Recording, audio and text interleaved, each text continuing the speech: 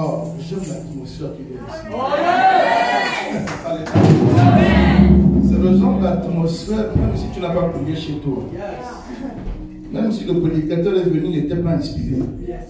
Mais l'atmosphère le conditionne. Alléluia. L'atmosphère t'aime. Dites t'aime. Alléluia. Est-ce que tu peux m'accompagner avec ce chant Epikaïso? Epikaïso.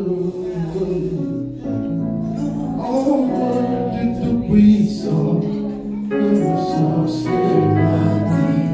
Ça c'est le droit de Dieu. Epikaïso. L'ombre du tout-puissant. Même famille doit dire. Ça c'est le droit de Dieu. Epikaïso. L'ombre du tout-puissant. Son entourage doit dire. Ça c'est le droit de Dieu.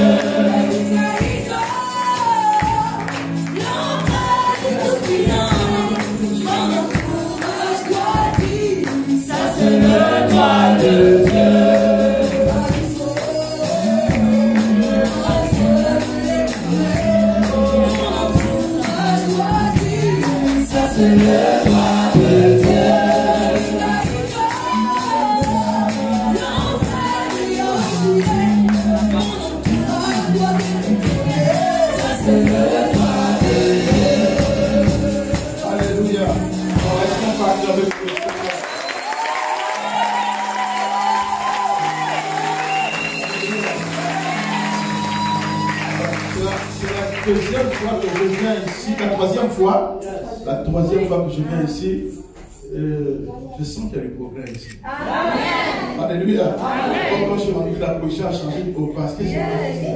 Alléluia. Et vous êtes de plus nombreux que la dernière fois. Est-ce qu'on peut acclamer ici? Alléluia. Ça, c'est la preuve qu'il y a Dieu ici. Amen.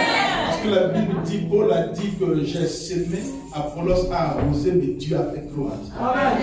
Lorsqu'il y a la croissance et le progrès, ça veut dire que Dieu est derrière. Amen. Donc il y a Dieu ici dans ce domaine. Alléluia.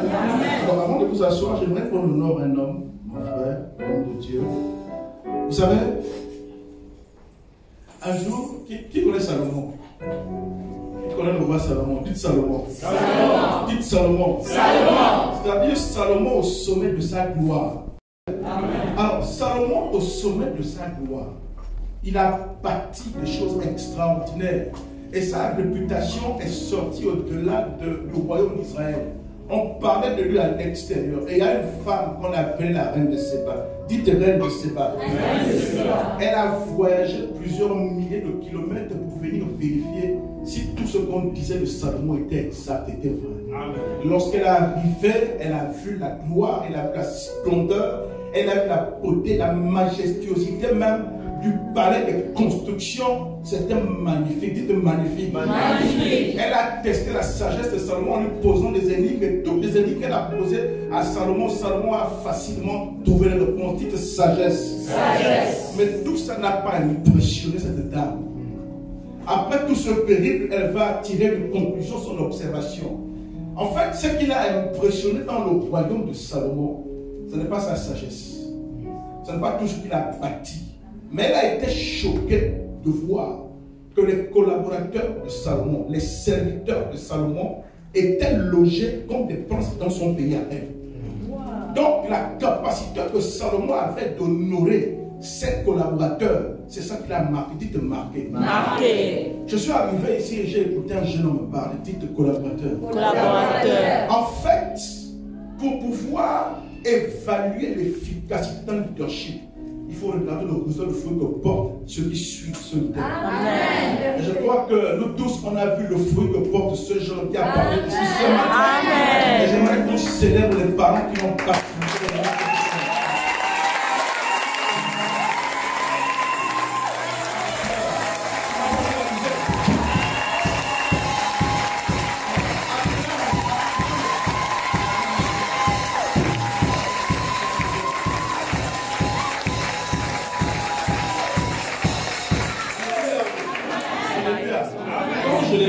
Comment tu t'appelles donc? Parce que quand je l'écoutais, j'avais l'impression d'écouter la doublure du pasteur Ekomi. Alléluia. Alléluia. Dites communication.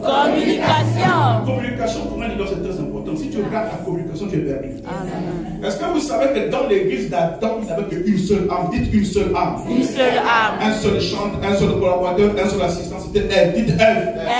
Il a prêché à Ève pendant des années. Il lui a expliqué tout ce que Dieu lui avait expliqué avant que Ève n'arrive.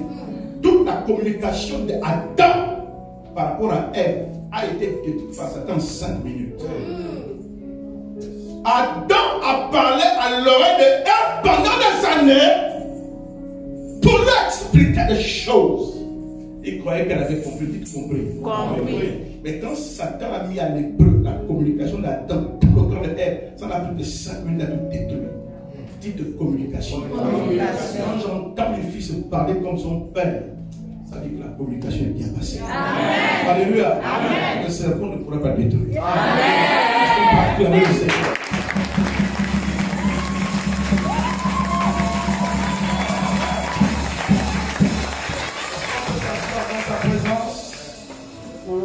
Oh, dis à celui qui est à tes côtés, on va passer un bon moment dans sa présence. Alléluia. Le thème est fort, le titre est fort. Ramener la puissance dans l'église. Et moi, tu te demandes, la puissance est d'abord partie humaine. Alléluia. Dites puissance. Vous savez, quelqu'un a dit un jour que Dieu ne vient pas là où il n'est pas décidé. Dieu n'agit pas là où les gens n'ont pas soif de le voir agir.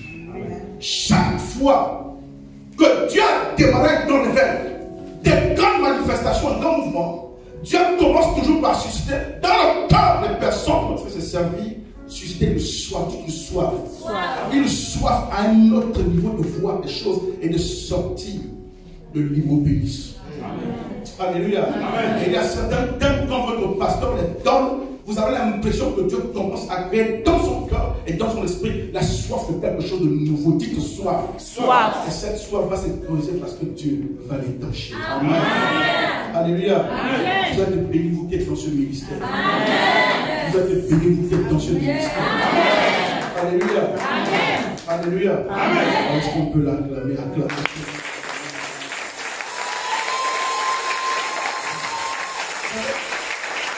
L'une des choses que j'aime avec le pasteur et comme votre père, l'une des choses qui sont avec lui, c'est son attachement à la saine doctrine. Alléluia. Lui, ce n'est pas le genre de prédicateur qui vient piéger. C'est-à-dire, non, des choses bizarres, acheter, donner ici, fabriquer, toucher, savonner. Non. Lui vous allume ça correctement, il vous expose ça correctement. J'aime son attachement à défendre la saine doctrine. Vous êtes donc béni dans une église comme ça. Alléluia. Parce que souvent vous vous regardez, vous dites, mais oui, mais les églises qui sont grandes, oui, mais nous on dit que nous on grandit, mais on ne grandit pas comme il faudrait. Vous savez, lorsque le chien, je ne sais pas comment on va dire ça, est enceinte, la chienne. Lorsqu'un être humain, une femme est enceinte, c'est 9 mois. Le chien, je ne sais pas combien de mois c'est, je crois que c'est combien. C'est 6 ans. L'éléphant, c'est combien? 3 ans. Ça veut dire qu'alors que la chienne a déjà conçu et mis bas, l'éléphant n'a pas encore mis bas. Ça prend 1 an, ça prend 2 ans, ça prend 3 ans. Peut-être dans l'espace de 3 ans, la chienne a peut-être même 2 ou 3 fois. Et on a comme l'impression que la chienne est efficace. On a comme l'impression que la chienne est plus productive. Mais en réalité, ce que l'éléphant est appelé engendrer pèse tellement lourd que le temps de préparation est beaucoup plus long. Donc tu n'as pas compris.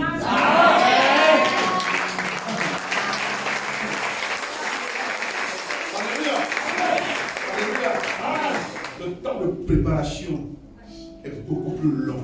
Alléluia. Parce que ce que vous êtes appelé en janvier, c'est quelque chose qui va peser lourd dans le corps de Christ. Alléluia. Donc, ne soyez pas attristés. Nous avons un très beau thème. Ramener la puissance dans l'église. Ça veut dire qu'il y a une question. Peut-être que le leader s'est posé. Pourquoi il n'y a pas la puissance? Lorsqu'on lit la Bible, lorsqu'on lit les Écritures, lorsqu'on lit le livre des Actes des apôtres, on voit que les apôtres ont opéré dans la puissance, de puissance, des guérisons, des manifestations. Je me vous surprendre. Est-ce que vous savez qu'au 1er siècle, alors que l'église était persécutée, et que parfois l'église des groupes de chrétiens étaient infiltrés par des soldats qu'on envoyait pour attraper les chrétiens, les tuer, les emprisonner, lorsque vous veniez au milieu d'un groupe de chrétiens, et que vous disiez que vous étiez chrétien, pour reconnaître que vous étiez chrétien, il y a un test qu'on vous faisait passer. Pour être sûr que ce n'est pas un espion, ce n'est pas un soldat, on amenait un malade, on vous disait priez pour lui. Ça veut dire que la plupart d'entre nous, là, on nous aurait chassés comme des espions. La carte grise, le permis de conduire le chrétien au 1er siècle, c'était sa capacité à démontrer qu'il transportait l'esprit. On t'amenait un malade, même un mot de tête, on y prie pour lui. S'il est guéri, c'est la preuve que tu as le même esprit que nous, que tu n'es pas un esprit, tu es vraiment un chrétien. On va chanter quand tu guéris. Et du coup, on continue là, le jour de Maracho, va t'asseoir au fond de toi, on va encore examiner ton cas. Alléluia. Donc la puissance, c'est l'apanage de l'église. C'est de l'église. J'aimais ce que le frère Pascal disait que ce n'est pas le propre d'un pasteur. Ce n'est pas le propre d'un bishop. Ce n'est pas le propre d'un prophète. La Bible n'a pas dit que voici les signes qui accompagneront les prophètes. La Bible a dit voici les signes qui accompagneront ceux qui auront cru. Alléluia. Je donne l'histoire d'une femme un jour qui allait au champ avec sa fille. Cette dame venait de se convertir, elle n'était même pas encore baptisée. Elle n'était pas ouvrière, elle n'était pas conseillère, je ne sais pas moi. Elle n'avait pas de responsabilité dans l'église.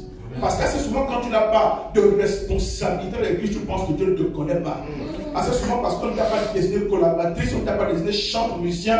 Quand tu es à la maison, tu as l'impression que comme le pasteur ou les prévenus ne te connaissent pas, peut-être que Dieu ne te connaît pas. Mais cette dame se retrouve au champ avec sa fille. Dites sa fille. Et là, sa fille fait une crise. Une manifestation, les yeux commencent à se retourner, la fille commence à partir pour une raison qu'elle ignore. Elle n'est pas baptisée, elle ne prêche pas l'évangile, elle n'a jamais imposé un bien à quelqu'un. Mais là, au milieu de la forêt, il n'y a même pas le réseau pour que tu appelles le pasteur. Pasteur, vraiment, c'est fort ici, il n'y a pas le réseau, tu fais comment? Elle s'est mise à pleurer. Dites de prier. Dites de prier. Dites de prier. Elle a imposé les mains, elle a ordonné au nom de Jésus à sa fille de revenir. Et Dieu a fait grâce. La fille est revenue à la vie. Elle n'a jamais été baptisée. Parfois, Dieu fait exprès de te mettre dans une situation où tu ne dépends pas du pasteur pour te démontrer que ce que tu vois chez le pasteur, en fait, c'est enfui en toi. Amen. Alléluia. C'est à moi. On n'a même pas fait. Je pose après le mal. Dis c'est à moi. Ce que tu veux voir à l'extérieur, ce que tu admires chez le pasteur, en fait, tu ne sais pas dire que c'est en moi. La Bible parle du fils prodigue qui un jour va dire à son père, donne-moi ma part d'héritage.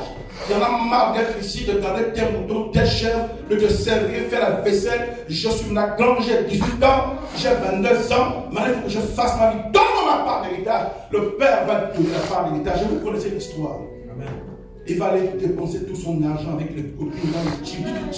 Chill. Voilà, papa, un nouveau mot que j'ai découvert. Chill. J'ai entendu le mot chill. Chill, c'est quoi? Oh, c'est mauvais. Parce qu'on est vieux jeu. Les choses que nous ne pouvons pas tirer là, c'est le gouvernement, d'accord.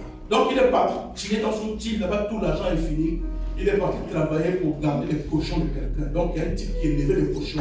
Et son travail, c'est de wash. Pas wash même de la maison, il nous watch des cochons. Wow. La nourriture qu'on donnait aux cochons était meilleure que la sienne. Donc en fait, le type volait même la nourriture des cochons. Peut-être même que le propriétaire a remarqué que les cochons maigrissaient. Mais ce n'est pas que l'origine, ce n'est pas une épidémie, mais c'est que le watch mangeait la nourriture des cochons. Tellement dans cette souffrance, un mois il dit, mais dans la maison de mon père, même les serviteurs. Voilà un autre maison de Salomon. Même les serviteurs sont bien traités. Je repartirai dans la maison de mon père. Mais la Bible donne un détail. En fait, il arrive à cette conclusion après une réflexion. Et la Bible donne une précision que le gars va dire en temps lui-même. C'est cela que la Bible dit. En temps lui-même, il se dit, dans tout le temps où il souffrait, la chose qui devait le pour sa destinée se trouvait en lui. Il a compris. tu es en train de pleurer entre les quatre murs de ta chambre, tu as l'impression que personne ne te comprend. Tu as l'impression que la famille te rejette. Il y a le père, la mère, les soeurs, les cousines, les tantes, mais tu te sens comme une statistique juste comme un chiffre dans ta famille. Tu te sens seul au monde et incomprise. Même au boulot, tu te sens seul et rejeté. Et là, tu es souvent au bord de ton lit pleurant. Après avoir enlevé le maquillage de la journée pour paraître heureuse. Amen. Vous savez que la plupart d'entre nous, comme moi j'ai vu ce costume que vous voyez là, on s'habille bien, on est propre, on fait de belles coiffes, on met des beaux tissages, parce qu'on veut paraître diplomatiquement correct. Amen.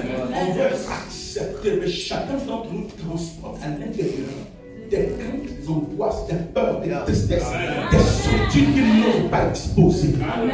Et là, quand tu dors, que tu as enlevé tout le visage diplomatique, les lunettes, tu as enlevé même le mascara, je ne sais pas moi, toutes les poudres que vous mettez au visage, et que tu te retrouves seul, allongé sur ton lit, et que tu regardes la toiture, là, tu te confrontes à ta propre réalité, et tu te sens seul, et tu pleures parfois, et tu te dis que le Dieu dont parle le pasteur est connu, est-ce qu'il existe vraiment?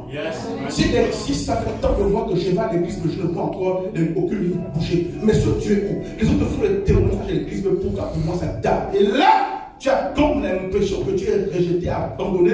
Tu as l'impression que Dieu n'écoute que les autres. Dites les autres. Mais ce que tu ne sais pas, ce que tu ignores.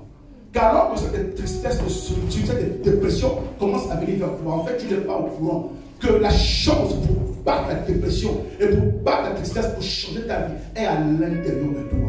Amen. Mais tu n'es pas au courant. En fait, le sentiment que tu as que Dieu ne fait pas quelque chose dans ta vie, c'est pas que Dieu ne fait pas quelque chose, c'est qu'en fait tu demandes à Dieu de faire quelque chose qu'il a déjà fait. Wow.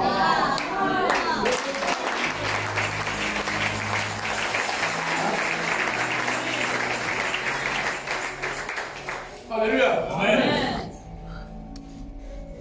Tu demandes à Dieu, toi en tant qu'enfant de Dieu, de faire quelque chose qu'il a déjà fait. Est-ce que vous connaissez l'histoire où Jésus va prendre l'exemple de dire que méchants comme vous êtes, vous savez donner de bonnes choses à vos enfants? Et l'exemple que je vais prendre, c'est ça, il va parler du pain. Dites le pain. Jésus était sage, avec la fin de la nourriture là pour les hommes. Biti, dites biti. Biti. Lombo, dites lombo. Lombo. Dites la phrase, c'est fort. Donc Jésus savait que si tu veux bousculer les gens, il faut toucher les affaires qui concernent le ventre. Et il va prendre l'exemple, il dit, vous quand votre enfant vous demande le pain, le poisson, vous ne donnez pas un caillou. Il dit, mais votre Père Céleste qui est plus bon que vous tous les deux, à combien plus de vos raisons vous donnez le Saint-Esprit? Moi, ce texte me choque. J'ai l'impression que Jésus fait digression. J'ai l'impression que Jésus fait hors sujet. Dites hors sujet. Comment Jésus parle d'une histoire de manger, de boire pour un père physique? Moi, je voudrais bien qu'ils disent à combien plus forte raison votre Père Céleste vous donnera du pain et du poisson. Puisque l'exemple qu'il prend au départ, c'est l'exemple d'un Père physique qui donne du pain et du poisson. Comment quand il compare là au Père, il dit à combien plus forte raison le Père donne du Saint-Esprit? Question, est-ce qu'on parle du Saint-Esprit ou on parle de la de manger, de boire? Jésus fait-il un hors sujet? Non. Dites hors sujet. Hors sujet. Jésus est en train de dire tout ce qui concerne tes besoins. Ton manger, ton boire.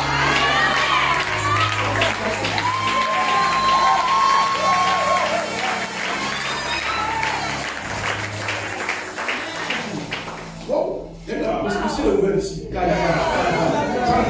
Ça descend.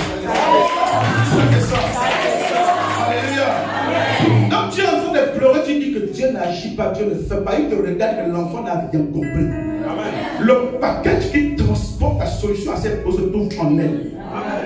Alléluia. Amen. Alléluia. Amen. Vous savez que le Seigneur a une façon souvent de parler où il ne te donne pas des détails. Tu dis que c'est bizarre. Tu dis que c'est bizarre. Dieu vient apparaître à Abraham. Dites Abraham.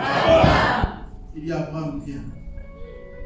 Est-ce que tu sais que j'ai un contrat avec toi? Ta postérité sera grande. Amen. Ta postérité sera énorme. Amen. Regarde les étoiles du ciel. Essaie de compter. Il dit, je ne peux. Ta postérité sera comme ça. Amen. Pendant que que Dieu a fait parler à Abraham et là, Dieu, je ne sais pas ce qu'il a fait dans l'église ce soir. On dirait que le vieux, je ne sais pas s'il a atteint d'Alzheimer. Alléluia.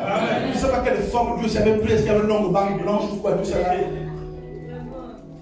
Et à un moment, Abraham a cassé par le fait que Dieu se concentre sur le futur. Amen. Et il a l'impression que Dieu se concentre sur le futur parce que Dieu ne prend pas compte de sa réalité présente. Amen. Et là, il arrête Dieu et dit, mais papa, tu parles d'une grande postérité. Mais ma femme et moi n'avons même pas d'enfant.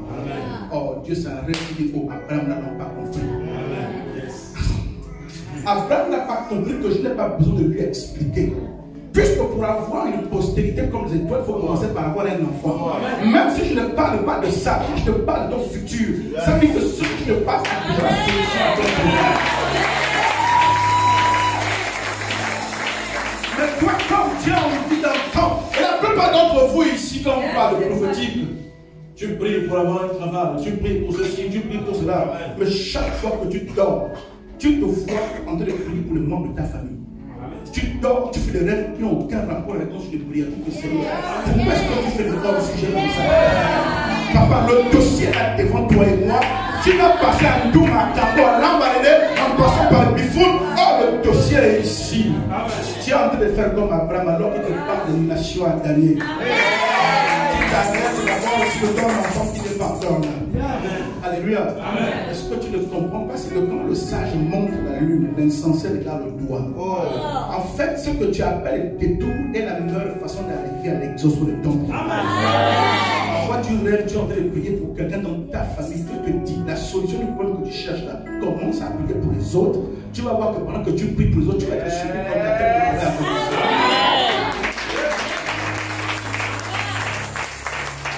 Tu n'es pas distrait. Tu n'es pas atteint d'Alzheimer. Alléluia. Amen. Il n'est pas atteint d'Alzheimer.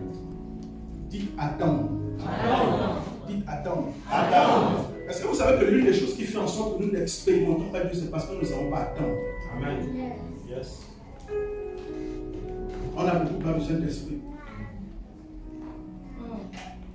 Mais est-ce que vous vous rappelez que Jésus avait dit à ses apôtres, allez-y, attendez. Amen. Ne commencez pas à attendre. Cette instruction n'était pas que pour les apôtres. Amen. Ça veut dire que dans toute l'existence, ne démarre rien, ne fais rien, ne décide rien. Tu n'as pas encore reçu le goût. Parfois, nous on cherche Dieu une semaine seulement, maman. Tu n'as rien entendu, tu n'as rien vu. Tu te lèves, tu dis, bon Seigneur, comme tu es très occupé, tu me rejoins, Seigneur, j'avance sur le chantier. J'avance, papa, tu me rejoins. Là, tu connais la route, tu connais la route. Donc, comme tu as trop attendu, alléluia. Comme tu as trop attendu, alléluia. Ce qui est urgent pour toi n'est pas urgent pour Dieu. C'est urgent pour toi parce que les données que tu n'as pas, les informations que tu n'as pas, tu t'inquiètes, tu stresses parce que tu n'as pas toutes les données. Dieu te regarde comme tu regardes la fourmi, il connaît les obstacles, il connaît les meilleures façons. Quand Dieu n'a pas encore parlé, ça veut dire qu'il n'est pas péri dans la demeure. Crois-moi, il n'a pas envie de te voir mourir. Amen. Yes. Amen. Quand tu paniques là, si Dieu est calme, ça veut dire qu'il n'y a pas d'urgence. Calme-toi. Mais le problème, il a quand j'étais assis, là, je peux parler, le problème, c'est que vous ne savez pas attendre. Vous ne savez pas attendre l'esprit.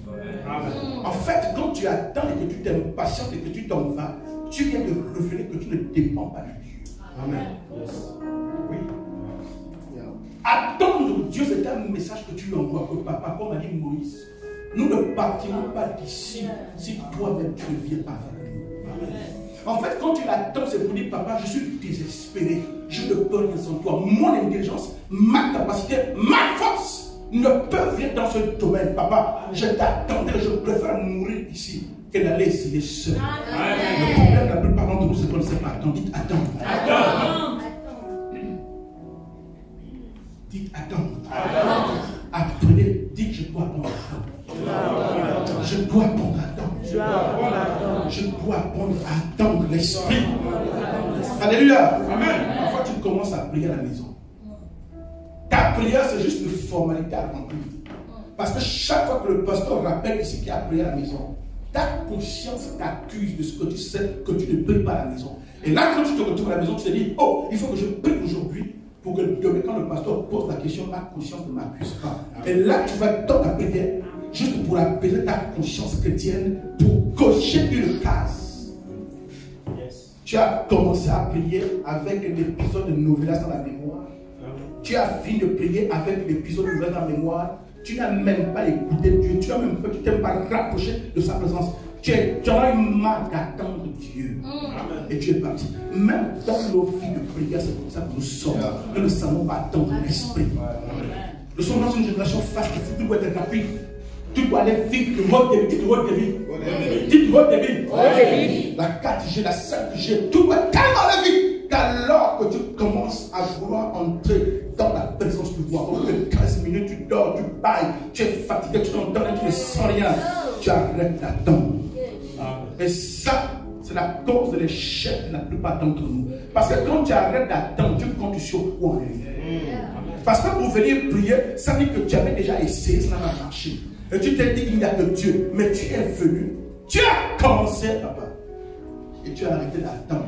Tu as arrêté d'attendre parce que tu comptes sur quoi? Et à un moment, il faut que tu comprennes qu'entre Dieu et toi, il y en a un qui est la créature et l'autre le souverain.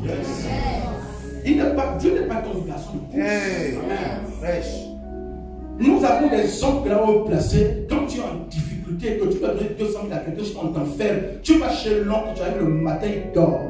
On te fait asseoir sans café, tu attends. Parfois, il y aura le gardien.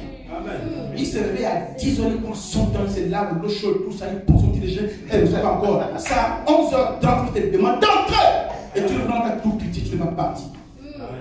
Quand c'est pour attendre l'oncle, tu prends le temps d'attendre. Quand c'est pour aller voir l'oncle, le ministre qui te laisse en salle d'attente, tu restes jusqu'à la fin d'attente, tu vas acheter le couper à côté, la à côté. Tu t'attends pour que tu reviennes t'asseoir, parce qu'il faut que l'oncle te reçoive. Ça, tu acceptes. De 15 minutes en train d'attendre au bois de l'univers. Parce que tu n'as encore vu aucun signe, tu t'es impatient et tu sors, tu t'en vas. Où est-ce que tu crois que tu vas comme ça? Dites savoir attendre. Et la plupart d'entre nous ne réussissons pas, nous échouons parce que nous ne savons pas attendre l'esprit. Et je dois le chercher jusqu'à le trouver. Dites aide-nous, pasteur. Je commence le message là. Alléluia. Je ne suis même pas encore dans le message. En fait, quand le Seigneur fait ça, ça veut dire qu'il y a beaucoup de questions, beaucoup de préoccupations, et le Seigneur vient de régler le problème des cœurs ici. Quand tu n'attends pas, papa, tu crois que tu vas. Amen. Un moment, quand tu n'attends pas, tu crois que tu vas. Tu l'attends. Est-ce que vous savez que Jésus à Gethsemane va prendre Pierre, Jacques et Jean, va aller prier. Vous ne trouvez pas ça bizarre? Il prie pendant 1 heure et il revient tous les disciples, ils sont endormis. Il ne va pas faire quoi? Prier encore pendant 1 heure. Il revient tous les disciples, ils sont quoi? Endormis. Question, qu'est-ce que Jésus cherchait? Papa, est-ce que c'était un style de prière? On prie 1 heure, après on vient faire une pause de café. On prie une autre heure. Dites, qu'est-ce que Jésus cherchait?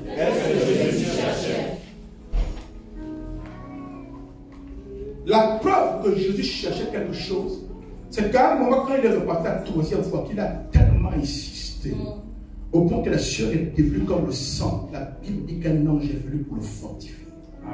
C'est seulement là, après avoir reçu le transfert, contact du ciel à la terre, dit de contact du ciel et de la terre.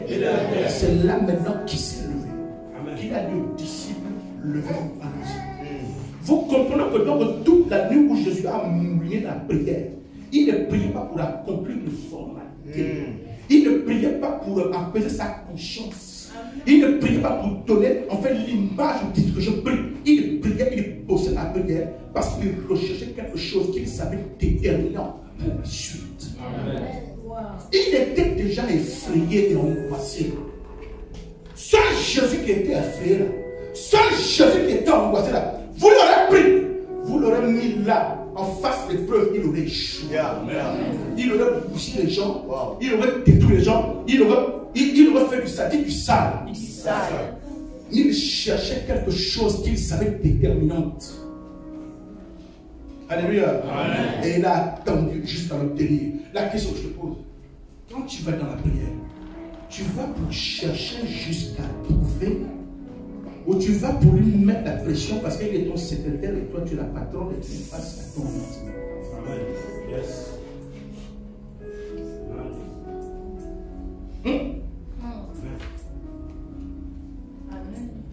Genre, toi tu es le chef des services. Et c'est Dieu le coursier. Amen. Quand tu te le gloire, il a le coursier avec lui quand le chef des là, où est-ce qu'il se passe? Amen.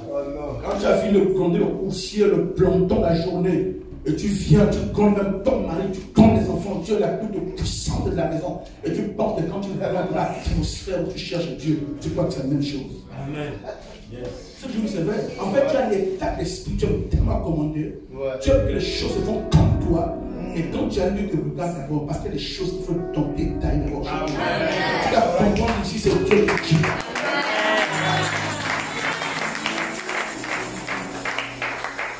Alléluia. Amen. Alléluia. Amen. Dites ici, c'est lui qui dit. C'est lui qui dit. Ici, c'est le roi qui dit. Je dois prendre le temps. Alléluia. Amen. Est-ce que vous savez que j'ai fait un jeûne de près d'une année, Dieu m'a parlé pour 9e ou 8e mois. Vous voulez l'onction? Amen. Vous allez comprendre pourquoi la puissance a fait l'église. C'est le 3e point tout à l'heure. J'ai fait un jeûne le plus long de toute ma vie. J'avais commencé en janvier. J'ai commencé à dire, Seigneur, chaque mois, je te donne une semaine. Vous savez, quand tu cherches Dieu, quelqu'un a dit un jour sur Facebook que nous sommes de ceux qui n'ont que Dieu. Amen. En fait, moi, ne cherche pas Dieu en réalité parce qu'en fait, tu as des parents. Amen. Tu as en fait des gens sur qui tu comptes. Mais en réalité, quand tu es dans une situation où tu sais qu'il y a personne qui peut m'aider, en fait, là, tu sauras attendre Dieu. En fait, tu comptes un peu sur ton nom qui est au gouvernement, qui est proche du CTRI, qui est un peu bien placé. Donc, tu as un œil sur la prière et tu gardes un autre œil sur le rétroviseur pour vérifier l'oncle et ses mouvements. En fait, c'est pourquoi tu ne cherches pas vraiment. Tu comptes ton salaire, tu fais calcul, tu dis non, en fait, je peux me prendre un crédit, je peux changer ça, tout ça. En fait, tu comptes tellement sur toi que c'est pourquoi quand tu rentres et venir parler à Dieu, tu fais 15 minutes, quand tu n'as pas bougé, tu le sors. Non, c'est pas une malédiction. Que Dieu va te faire entrer dans une situation où ton salaire, ton crédit, tes relations ne pourront rien faire. Amen. Et Dieu va te garder là pour que tu apprennes à ôter, à décoller ton regard sur ton cœur. Mais à le lever ici.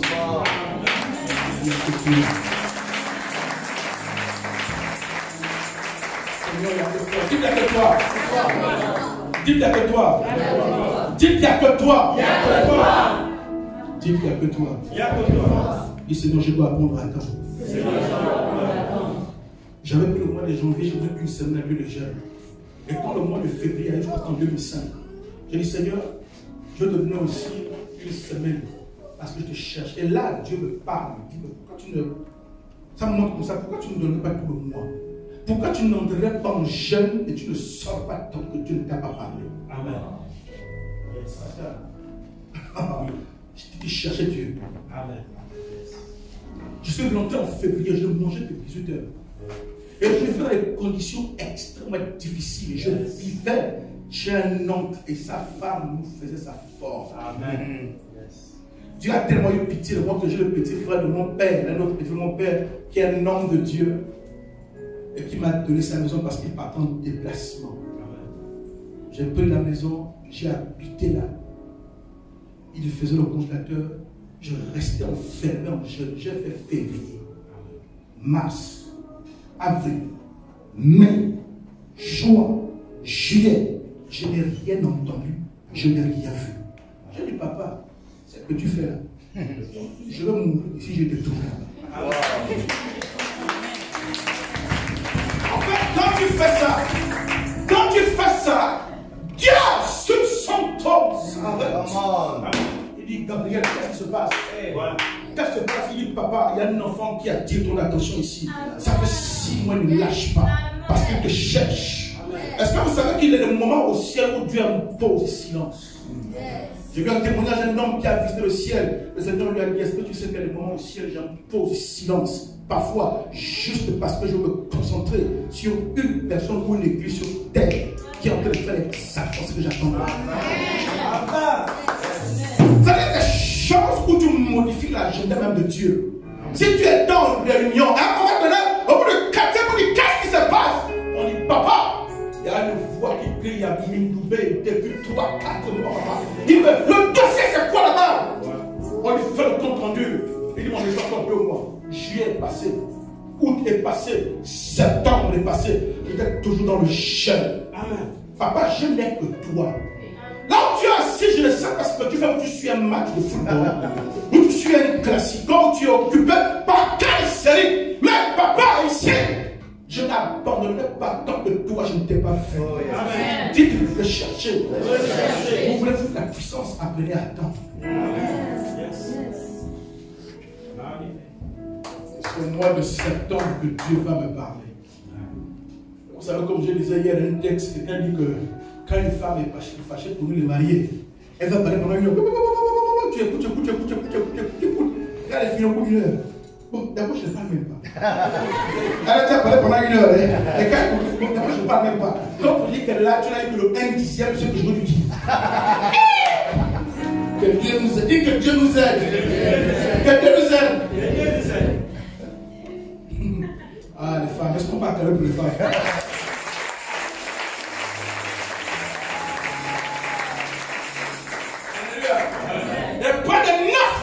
À chercher la face de Dieu sans rien voir, sans rien entendre. Mais ce qui est bizarre, c'est que pendant que tu le cherches, parce que Dieu t'utilise. Parce que je suis constamment jeune et en prière. Dieu m'utilise quand je vois les vies de d'autres personnes, les enfants descendent. J'envoie une mission de prière, j'appâte les gens. Durant cette année, j'ai vu la main de Dieu, des choses spectaculaires. On faisait lever des autres, les autres étaient bénis. Et Dieu l'utilisait pour eux. Mais moi, je n'entendais rien. Ça, c'est la partie des hommes. Tu viens à l'église, tu me poses, et ça marche. Le témoignage, oh, on devient des fois quand tu vois quelque chose, ça a bougé. Un mois, il s'arrête, il prend la paix nouveau. Seigneur, quand tu me sautes moi-même pour être tombé sur eux, moi-même, je suis où dans tout ça, papa. Le problème, il a dit, le problème à quel niveau?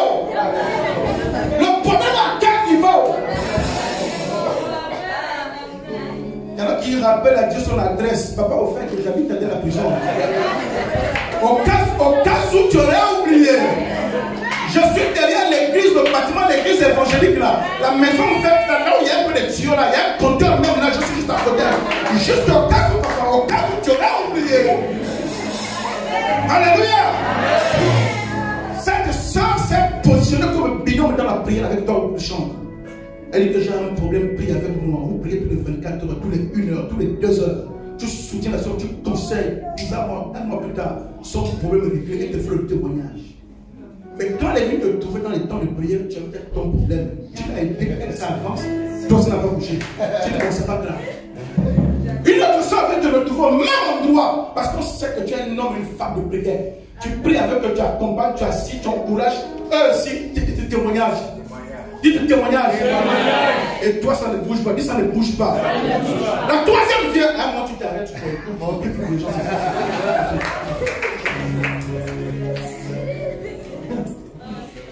Alléluia. Il profite de mon onction. Moi, je prie pour les gens. Alléluia. Dis tu n'as rien compris. Dis tu n'as rien compris. Dis que ce temps d'attente parfois est dans de préparation. Amen. Est-ce que vous savez que nous les êtres humains, papa, je prêche à quel exactement? Est-ce que vous savez que nous les êtres humains, on est juste motivé par la satisfaction immédiate de notre besoin. Mais derrière ton besoin, tu vas beaucoup plus loin que ton besoin.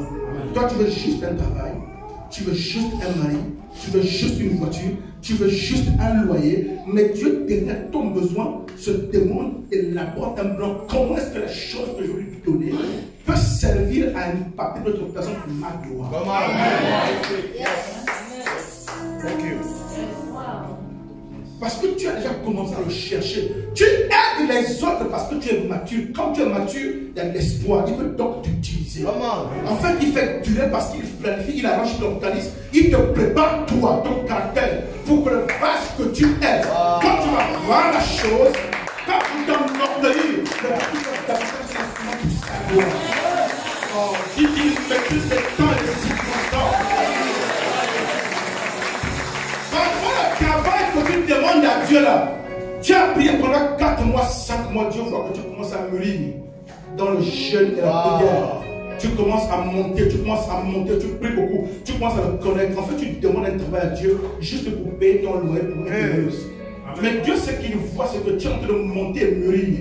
Et il se dit, dans quelle administration je peux envoyer pour qu'il aille briller comme le sel. En fait, toi, tu vois un travail pour un salaire, payer ton loyer. Le blanc que tu es en train de grandir, Dieu dit, comment est-ce que je peux exploiter ça? Donc, le temps tu demandes le travail, et que ça attend. Parce que Dieu ajuste les temps et les circonstances. Explique-nous, pasteur. Explique-nous, pasteur.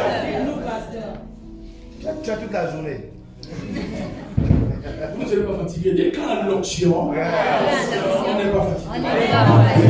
Maintenant, je te charge d'une mission. Celui qui dort à tel côté, aiguise l'ongle. Fais l'ongle comme ça là. Aiguise l'ongle sur la chaise. Aiguise l'ongle. Très bien. Dis-lui que c'est pas moi le pasteur. Et si tu vois il dort, tu piques l'ongle. Alléluia. Est-ce que vous savez que la croix, crucifier les gens sur le croix, est un procédé, un châtiment qui a été mis en place et élaboré par les Romains. Or, des siècles avant que les Romains ne gouvernent le monde, avant que les Romains ne mettent en place ce procédé de châtiment, le Seigneur avait déjà annoncé que son fils viendrait mourir sur un bois. Mais il va mourir sur un bois à quelle époque? Or, au moment où le prophète reçoit la vision, il ne connaît même pas que ça existe de crucifier les gens sur une croix. Donc, pour que cette prophétie s'accomplisse, il faut que Dieu permette que les circonstances, les âges succèdent et permette que les Romains arrivent et règnent sur le monde, mettent en place le procédé de la croix. Et Dieu dit voilà, c'est le moment maintenant qu'il faut envoyer ce qui meurt sur le croix. Parfois, ton boulot, tu cherches, Dieu entend l'élaborer. Tel patron, non, il est serveur pour les intérêts, il le décale. Non, il faut tel être collègue que je vais amener à Jésus par elle. Dieu il organise et aménage ton vie. Il organise les événements, les circonstances. Et toi, tu as envie que Dieu te rende compte chaque jour. Ton problème quand tu dis que Dieu ne te parle pas, c'est qu'en fait tu veux que chaque soir Dieu vienne te rendre compte. Oui, mon fils, par rapport au travail que tu as fait. Aujourd'hui, j'ai bossé avec les anges à la DGI. Le dossier à quel niveau? Là, tu dors, tu es en paix. Demain, mon aide. Demain, tu n'es plus haut. Non, ma fille, en fait, par rapport au contrat que tu as demandé, la personne qui doit signer le contrat, c'est un voleur. Si je permets que tu signes, il va me poser à te draguer et moi je trouve. Donc, je ne fais pas. Son contrat fait 2 ans, j'attends qu'il finisse. En fait, toi, tu as envie que chaque soir, Dieu vienne te dire pour le contrat, pour le travail, comme ça. Mais là, tu ne seras plus dans la foi. La foi, c'est te fier à papa. Je lui fais confiance. Si vous mettez un bébé de 3 ans ici, vous mettez votre saute, l'enfant n'hésite même pas. Si c'est sa mère, son père, il sait que cette seule alliance garantit sa sécurité. Je n'ai pas besoin que papa me montre qu'il a bossé la muscule. Je n'ai pas que papa me motive, qu'il me pose là, il saute, l'enfant sautera. Mais toi, Dieu te dit saute. Non, explique-moi d'abord, tu as réussi à faire ça. Non, papa, explique-moi, tu as réussi à faire ça. À combien de personnes d'abord? Montre-moi d'abord une vidéo où tu as fait ça à 2-3 personnes, je serai rassuré. Dites démonstration. En fait, ce que nous on veut dire que signe. Dites envoie-moi un signe. Prouve-moi, papa, que tu es capable. En fait, on ne se rend même pas compte qu'on est irrévérencieux vis-à-vis de Dieu. Amen. Yes. Est-ce que tu peux faire confiance à ton père? Est-ce que vous savez pourquoi vous ne faites pas confiance? L'équipe là, elle a dit, tu sais pourquoi tu ne fais pas confiance? Tu sais pourquoi? Parce que dans le monde où on est là, on t'a appris à ne regarder qu'aux informations, aux choses que tu peux voir avec tes yeux. Amen. Quand tu vois avec tes yeux, oui, j'ai vu le frère. Quand tu entends avec tes oreilles, oui, c'est bon. Quand tu goûtes, oh, la sauce là, moi j'ai bien voilà. Mais là, tu es conscient. Quand tu touches avec tes mains, en fait, le monde est organisé de telle sorte que nous avons été programmés par l'État d'être conscients que que les choses qui sont contrôlées par nos sens, Yeah. Amen. Yes. ce qui échappe à nos sens nous dépasse, nous dépasse. Pourtant, il y a une femme avec un mari. Le mari amène un ami à la maison, la femme ne l'a jamais vu. Elle le regarde, elle le jauge en 5 minutes. Après, il y a son mari, ton ami là, je ne sais pas, il ne m'inspire pas confiance. Amen. Et assez souvent, les femmes ont raison. Plus tard, toi, tu te rends compte de raison. Dites raison. L'information qu'elle a eue là, dites-moi quel est le sens qui a joué. Est-ce que c'est la vue? C'est les oreilles? Dites intuition. Intuition. Ça veut dire que dans ta vie, il n'y a pas que le sens. Wow. Il y a des choses qui dépassent la compétence des sens. Mais en fait, comme on nous a pas été organisé dans notre vie à ne regarder qu'au sens, même quand Dieu te parle dans ton cœur, quand Dieu te rassure, quand Dieu t'envoie des signaux, en fait, pour toi, tu doutes, tu mets en doute, est-ce que lui, est-ce que bon, tu es dans une situation difficile, dites difficile. Tu es attristé, dites tristesse. On ne t'a pas encore appelé pour te donner l'information que ça a changé. Tu es en train de prier, tu es dépressif, tu as des moments de tête, attention, le cœur bat. Alors que tu es en train de prier, et puis le parole monte dans l'esprit pour te dire, c'est réglé. Et tu sens la paix qui t'envahit. Amen. Dieu t'a déjà parlé. Mais ta pensée vient te dire, est-ce que tu es sûr que c'est Dieu? Je suis sûr que c'est Dieu. Amen. Parce que la seule chose qui aurait pu me faire changer ta vie, me rendre en paix, c'est d'avoir une bonne nouvelle. Mon moment où je prie, je n'ai pas encore de bonne nouvelle. D'où vient une paix que je n'ai pas fabriquée et engendrée? Amen. Elle vient du ciel. Amen. Mais comme on est Dieu que par l'église à entendre autre chose que par les sens, ils ont l'impression qu'ils sont abandonnés. Dieu ne vous a pas abandonné. Il vous parle et vous rassure tous les jours. Mais sauf que vous voulez voir le papa descendre avec les anges, j'ai plus. Amen. Vous voulez voir. Ouh. Tu t'appelles comment ma fille? Hein? Grâce. Ouh, ma fille Grâce. Au salon. Tu t'appelles. J'ai déjà entendu ça. Il y a une fois. Oui, ma fille Grâce. Quand tu arrives là, avec la robe blanche, tu fais ça. Ouh, tu viens. Oh, Seigneur, c'est toi, oui. Tu touches. Ah oui, c'est moi Dieu, c'est moi Dieu. Oui, Seigneur, tu veux me dire quoi aujourd'hui? En fait, c'est ce qu'on veut. C'est ce qu'on veut. C'est ce qu'elle veut. Dis, c'est ce qu'elle veut. Comme notre mère, maman Patricia, disait que souvent elle disait à Dieu qu'elle avait des défis. Papa, pourquoi je ne règle pas le problème rapide? Tu permets que je ramasse une mallette dans un coin tombé. Entre toi et moi, personne n'est au plan. Elle suggère à Dieu des solutions. Elle dit, Seigneur, au lieu que ça traîne, papa, est-ce que tu peux pas envoyer une mallette? C'est simplement la nuit, je marche quelque part. Hein? C'est dans l'air là, tu as aveuglé tout le monde. Personne ne voit. C'est pour moi qui vois la mallette. Alléluia! Je ramasse la mallette, papa. Entre toi et moi, personne ne comprend. Les enfants sont au courant. Même les voisins sont au courant. Je rentre avec la mallette et je règle tous mes dossiers. Et puis après, Seigneur, elle t'a dit, lève le coran pour Dieu. Seigneur, il y a aussi ta dîme. Alléluia. Oh, est-ce que tu peux lever ta voix et commencer à prier? Seigneur, dirige-nous par ce message. Élève ta voix. Élève ta voix, élève ta voix, élève ta voix. Que le Seigneur renouvelle. D'être saturé. Seigneur, tu ouvres les cœurs. Tu ouvres l'intelligence. Et tu donnes la soif de t'écouter. Tu donnes la soif de recevoir les enfants. Tu donnes la soif. Tu donnes la soif. Tu donnes la soif. Tu donnes la soif. Tu donnes la soif. Tu donnes la soif. Tu donnes la soif. Tu donnes la soif. Tu donnes la soif. Tu donnes la soif. Tu donnes la soif.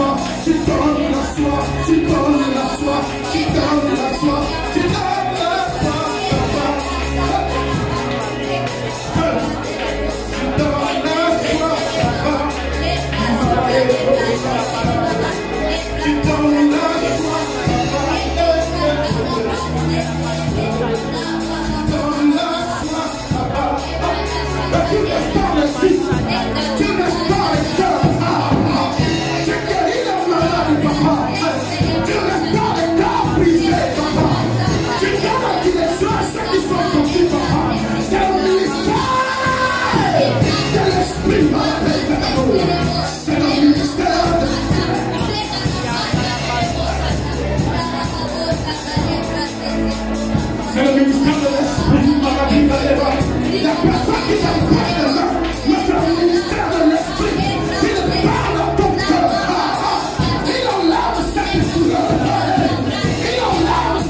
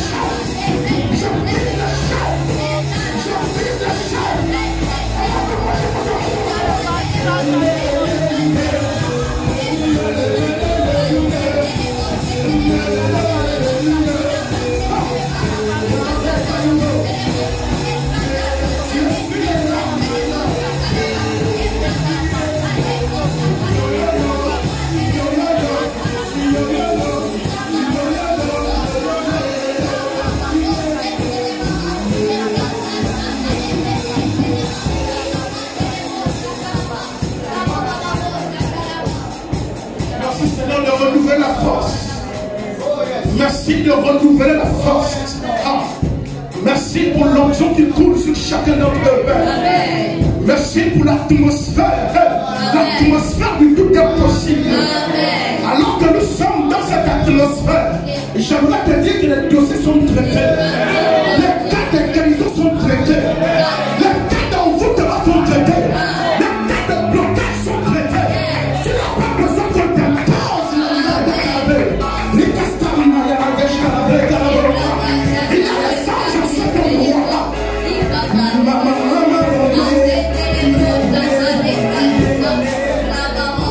Alléluia. Oh, est-ce qu'on peut acclamer le Seigneur? Acclame, acclame, acclame, acclame, acclame, acclame, acclame. Assieds-toi, s'il te plaît. Et commence à marmonner, murmurer une petite prière. Dis à Dieu ce que tu attends de ce message. Dis à Dieu. Murmure, parle à Dieu, chuchote à ton Dieu. Dis à Dieu ce que tu attends de ce message. Dis à Dieu ce que tu attends de ce message. C'est un culte spécial, on nous a dit. Que Dieu dans l'histoire de l'Église ont déjà été confrontés à cette question. Dites question. Lorsqu'ils lisent les actes des apôtres, lorsqu'ils lisent la Bible, ils ont comme l'impression que la Bible parle de mythes, parle de légendes. Parce que dans l'Église, il y a des choses qu'on ne voit pas. Et il y a un homme de Dieu qu'on appelait Charles Parham. Aux États-Unis, il était dans une école biblique, un institut biblique. Et il se posait la même question. Pourquoi est-ce qu'on ne voit que la manifestation de la puissance? Pourquoi on ne voit que des manifestations comme au temps des apôtres? Pourquoi on ne voit que des manifestations comme ceux qui sont dans la Bible? Et il a commencé à s'interroger. 19 de ses étudiants l'ont rejoint. D'une équipe de 20 personnes, ils ont prié. Ils ont jeûné. Ils ont cherché la face de Dieu. Pourquoi la puissance semble avoir quitté l'Église? Dites Église.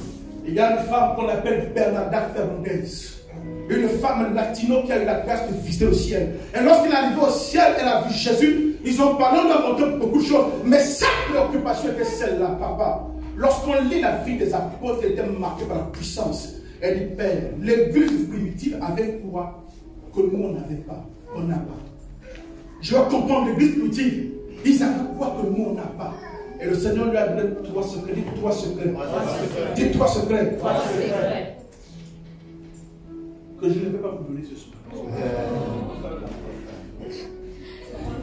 Le Bible était déjà debout. Et voilà les grands secrets. Alléluia.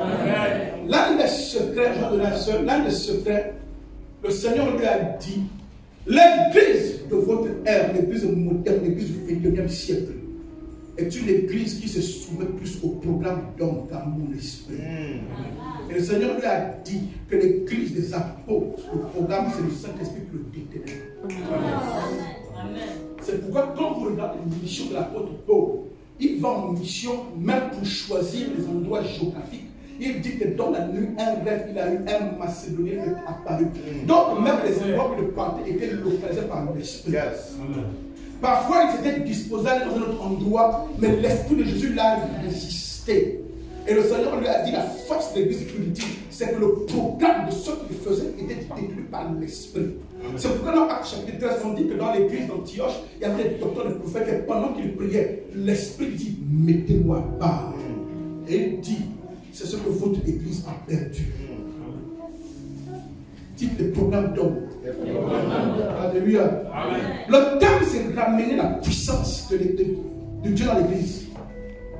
Dites ramener la puissance. Et vous l'avez, je disais, mais la puissance est d'abord partie où? On va la ramener d'abord partie où? Ça veut dire que nous constatons qu'il y a de la puissance dans l'église. On a fait le constat, soit nos pères nous ont raconté qu'ils ont connu des choses dans le réveil, ils ont expérimenté des grandes choses, et lorsqu'on regarde l'église de notre ère, maintenant notre génération, on ne vit plus les mêmes choses que nos pères nous ont partagées. Et on se pose la question, où est passée la puissance? Dites, où est passée la puissance? Où est passée la puissance? Donc c'est moi l'esprit qui a parlé au cœur du pasteur pour lui ramener la puissance. Mais je voudrais, lorsque j'ai écouté des extraits de message que le pasteur a commencé à nous partager, je vois qu'il a beaucoup expliqué comment faire pour ramener la puissance. Il a expliqué qu'il faut suivre Jésus, il faut se concentrer sur Jésus, il faut vivre pour Jésus, Il faut bénir à Jésus. Il faut se sacrifier pour Jésus pour que sa puissance soit à ton bénéfice. Amen. Il a expliqué beaucoup le comment. Alléluia. Mais le problème, c'est que nos pères qui ont expérimenté la puissance à leur époque avaient déjà découvert le comment d'amener la puissance. C'est parce qu'ils ont connu ce comment qu'ils ont tout fait pour que la puissance vienne et l'ont expérimenté. Mais le comment ne les a pas aidés puisqu'après la puissance les a quittés. Donc ce n'est pas l'ignorance du comment qui est le problème. Amen. La question que j'aimerais traiter, c'est pourquoi la puissance a quitté l'Église. Parce que ceux qui avaient connu le comment, qui ont gêné, qui ont prié dans le réveil et qui ont expérimenté le mouvement de l'esprit, le jeûne, la prière par la témérité, le sacrifice, tout abandonné, ils ont fait le comment, ils ont expérimenté. Mais ça les a quittés. Pourquoi? Peut-être parce qu'ils ne comprenaient pas le pourquoi la puissance quitte souvent. Alors que le pasteur vous enseigne le comment, j'aimerais montrer le pourquoi. Pourquoi la puissance quitte ma vie? Pourquoi la puissance quitte l'Église? Pourquoi la puissance est souvent sèche? Dites le pourquoi. Pourquoi? Dites le pourquoi. Dites le pourquoi. Premier grand point, la puissance semble avoir quitté l'Église parce que les ministères de puissance, le corps de Christ et ses leaders n'ont pas su faire ce qu'il fallait. Première chose, les ministères de puissance ont échoué souvent à être d'excellents modèles pasteurs. Parce que dans le corps de Christ, il y a beaucoup de ministères. Dites ministère.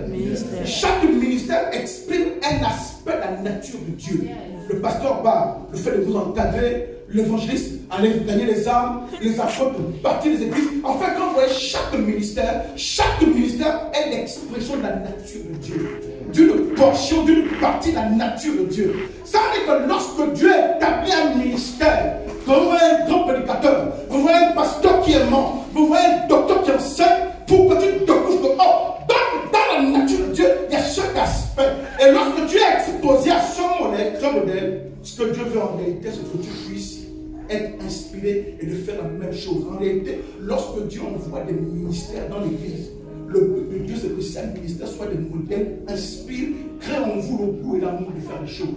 Tous les hommes de Dieu que vous voyez là vont vous dire que j'aime prêcher parce qu'un jour j'ai vu tel prêcher. J'aime prier parce que j'ai vu tel prier. En fait, d'autres pères qui sont passés avant, que l'esprit a utilisé, ils ont été comme des écrans dans lesquels la génération après s'est admirée. Et ça suscite dans leur cœur un appel, une envie, une vocation, en fait une inclinaison pour la même chose. Donc lorsque Dieu établit un ministère, c'est pour susciter d'autres ministères. Amen. Mais le problème, c'est que la puissance a fui l'église parce que ceux qui avaient la grâce d'être établis et bâtis comme des précurseurs, comme des fers de lance de réveil, comme des personnes dans le ministère lequel il y avait la grâce de miracle et de signes, ces ministères ont souvent échoué à être des bons modèles pour nous inspirer. Amen. Dites de bons modèles. Bon modèle. Pourquoi? Parce que souvent ces ministères de puissance se sont illustrés par les débordements. Je connais un grand homme de Dieu, un grand prophète qui est en Côte d'Ivoire, un homme respecté, que j'aime même, j'avais cette vidéo. Mais un jour j'étais choqué. Papa, lorsque j'écoute le témoignage d'un Ivoirien converti, un sorcier ivoirien, qui dit: est-ce que vous savez que vous aviez un grand prophète dans cette nation, que tout le monde acclamait? Et il leur a dit, ce homme a commencé avec Dieu. Et il était très puissant. Mais à un moment donné, la vitesse, la puissance, vouloir avoir tout ce qu'il avait, l'a conduit à venir nous voir, nous. Wow. Il allait voir les sorciers au Brésil pour mettre des toutous. Wow. Et c'est comme ça qu'il est mort prématurément.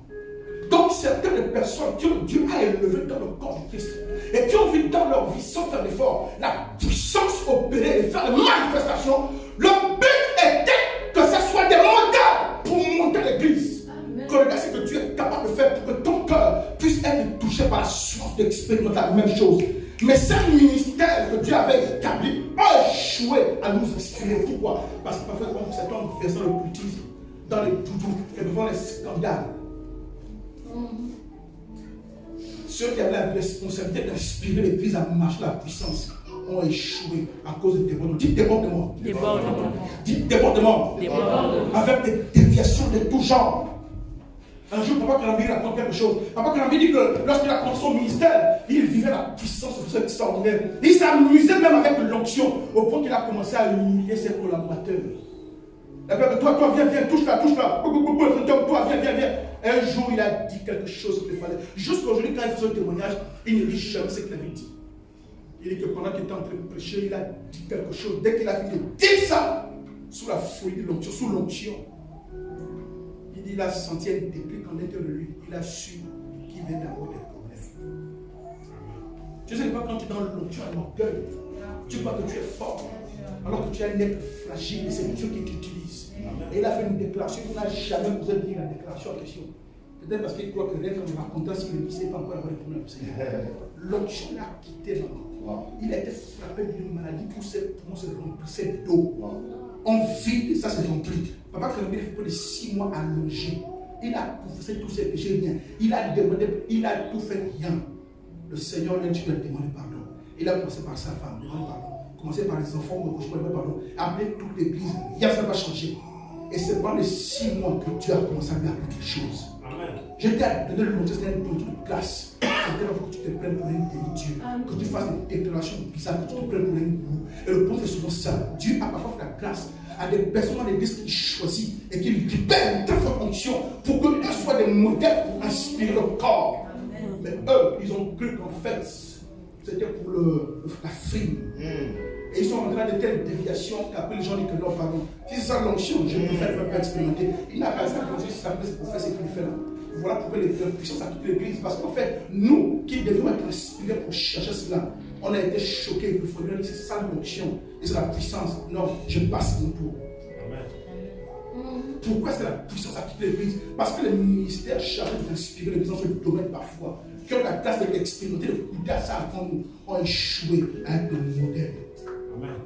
À cause du débordement. Pourquoi la puissance semble avoir quitté l'église? Parce que les ministères de puissance parfois donnent souvent l'impression que la puissance est le propre d'une élite. Amen. C'est-à-dire quand il est en train de faire ça, il ne vous explique pas que c'est la grâce de Dieu. Il ne vous explique pas qu'en fait, comme je vous enseignais là, que c'est en vous, vous êtes capable de vivre les mêmes choses, comme le frère nous a dit. En fait, il vous fait croire qu'en fait, ce qu'il a là, il est spécial, il est unique. Vous n'avez pas été créé par Dieu. Il y a que lui seul qui a été créé par Dieu. Il y a celui qui est le chouchou du ciel quand j'entends des noms bizarres. Il a la ligne directe de Dieu. J'ai même vu un prophète à la télévision, c'est fort. Avec le téléphone, il appelle Dieu. Oui, alors. Oh! Bon. Alléluia. Que Dieu me pardonne. Je ne sais pas si c'était vrai ou pas, mais je crois. En fait, tu me choques. Dis que je me choque. Dis que je choque. Donc, ceux qui ont souvent expérimenté la grâce de marcher dans l'onction, se sont souvent positionnés comme une élite, comme si en fait il n'y a que eux qui pouvaient vivre ces choses-là. Et parfois, certains sont vus comme des gourous. Comme des groupes dans l'église où on doit les supplier, on doit les prier, on doit se tenir devant Dieu comme si, en fait, on vous amoindrit. Il devient le Dieu et vous devenez les disciples. Et certaines personnes regardent à ça, se disent non, si c'est la puissance, non, pardon, je préfère même que mon église reste organisée. Pas ça, dites pas ça là. Pourquoi la puissance a quitté l'église? Parce que les ministères de puissance donnent souvent l'impression que la puissance est le propre d'une élite, virant ici vers un système de gourou, de divination et de révérence exagérée où on fait même l'idolâtrie de l'homme de Dieu. Avec les photos de l'homme de Dieu. Si c'est juste pour le respect, oui, même quand ça devient une idolâtrie, tu as comme l'impression que Dieu ne peut pas t'écouter si tu ne passes pas par l'homme de Dieu. Or, ce homme, Dieu a juste fonction, ce n'est pas pour faire de vous des disciples. Non, en fait, il a donné cette fonction pour que vous voyez un modèle de ce que Dieu est capable de faire. Et pour que vous dites, comme l'a dit Jacques, qu'Élie était, regarde la Bible parle par rapport à Élie, qu'Élie était un homme de la même nature que vous. L'auteur de l'épître de Jacques nous motive pour dire ce qu'Élie a fait n'est pas humain, vous êtes capable de faire. Parce que le modèle de ce que Dieu fait avec eux. Un jour, parce que je lisais Kenneth Hagin et j'étais choqué, j'ai l'impression que Dieu faisait la combine. Jésus rend visite à Kenneth Hagin sur son lit d'hôpital. Je suis assis sur son lit d'hôpital. Il parle pendant 1 heure. Frère, quand tu dis ceux qui t'assoient, tu dis Jésus. Ou bien tu veux que je te rappelle mon adresse. Un jour, le bishop d'Arles de World Meet raconte qu'il veut tellement voir Jésus qu'un jour, il a regardé quelqu'un dans sa maison, tu prends le témoignage. La personne a occupé une des chambres pour amis. Et dans la maison, l'évêque d'âme, la personne dans la chambre voit Jésus qui lui parle.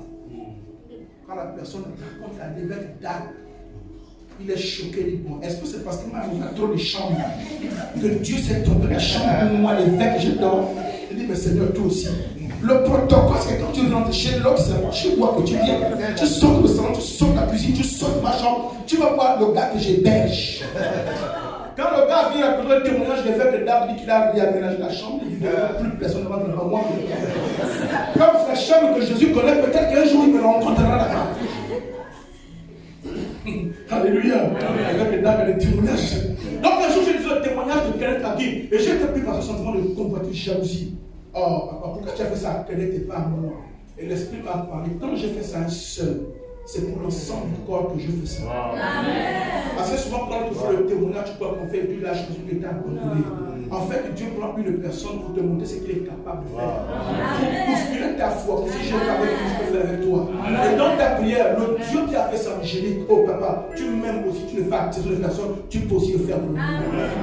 Et ces personnes n'ont pas compris qu'en fait, ils veulent être le modèle pour susciter leur cœur l'envie d'expérimenter le miraculeux. Ils ont cru qu'en fait, il fallait s'approprier et écraser les autres. Donc, quand l'onction va commencer à t'utiliser, ne change même pas les choses que tu veux mettre, tu mets les Santiago maintenant. Quand le taxi s'arrête là-bas, tu veux qu'on ouvre la portière. On te soigne mon brouette. On ouvre. Alléluia. Amen. Dites, je ne dois pas me faire les mêmes erreurs. Pourquoi la puissance a quitté l'église? Parce que certains ministères de puissance ont souvent fait preuve de sacrétisme. C'est-à-dire que tu arrives, ils prophétisent, c'est vrai, il y a la puissance, mais il y a parfois un mélange avec tellement de choses que tout ce que tu as vu chez les Nganga, tu as l'impression que tu retrouves ça dans l'église. Et moi, tu te demandes en fait où est la partie de Dieu et où est la partie du fétichisme. Il y a un tel bouillon que tu as l'impression qu'en fait le fétichisme est monté dans l'église. Et quelqu'un regarde ça, vous raconte, une femme m'a lavé, on m'a dépayé, on m'a lavé. Après, elle n'a pas eu ce qu'il fallait. Quand elle sort de là, dès qu'elle sort de là, elle dit non. Et c'est ça l'option, la révolution. Et c'est comme ça que la puissance a quitté l'église.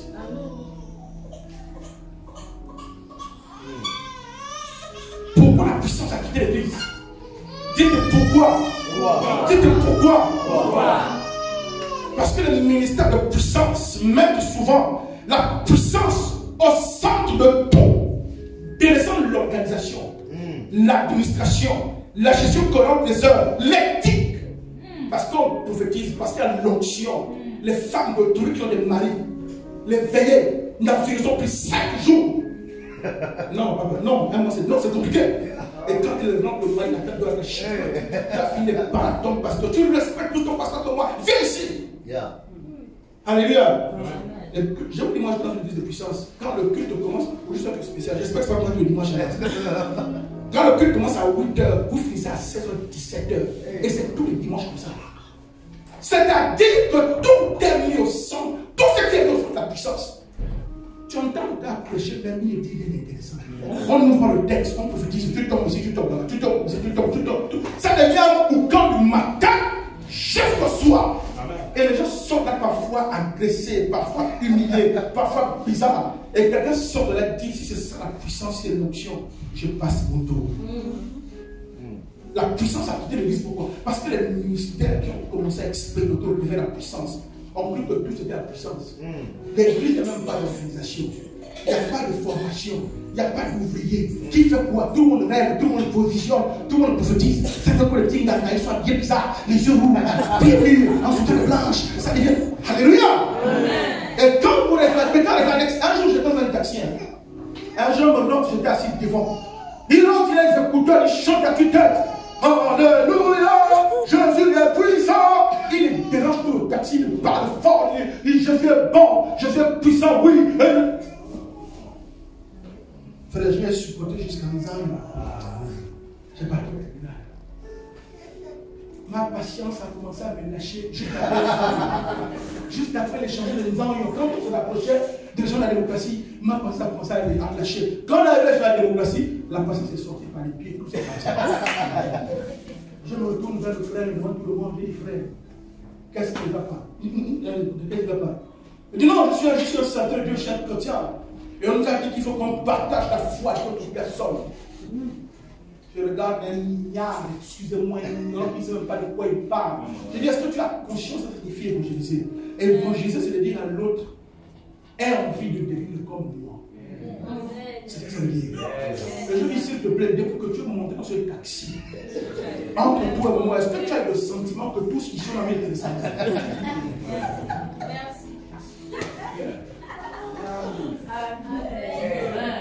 On acclame le Seigneur. Amen.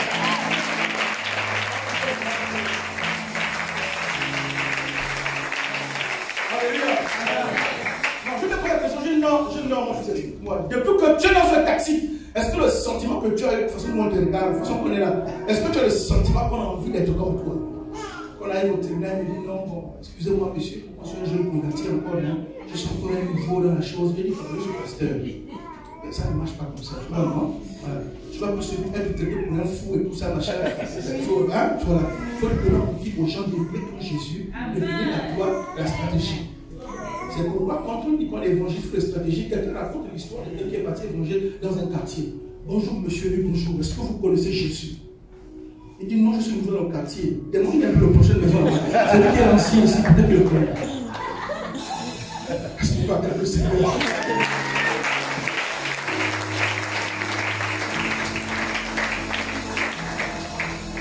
Moi je suis nouveau dans le quartier. Demande-le pour la maison qui est celui qui est ancien. Peut-être qu'il connaît Jésus. Alléluia. Alléluia. Donc, à un moment donné, le ministère qui expérimente la puissance, qui expérimente l'onction des saints, il marque la puissance au centre. Vous leur demandez même un rapport annuel de finances. Ils te regardent et disent pas de quoi. Il n'y a pas d'organisation, pas de nom, pas d'archives, pas de planification. L'église n'est même pas segmentée en département, rien. Le matin au soir, dit de puissance. L'homme de Dieu, les Jésus sont dehors, tout le monde est censé dessus, dessous. Oh! Dites boucan. Dites boucan. Et quelqu'un qui vient de l'extérieur vous regarde. C'est ça. Il dit c'est ça. Un jour, lui s'est converti ailleurs. Votre image est restée là.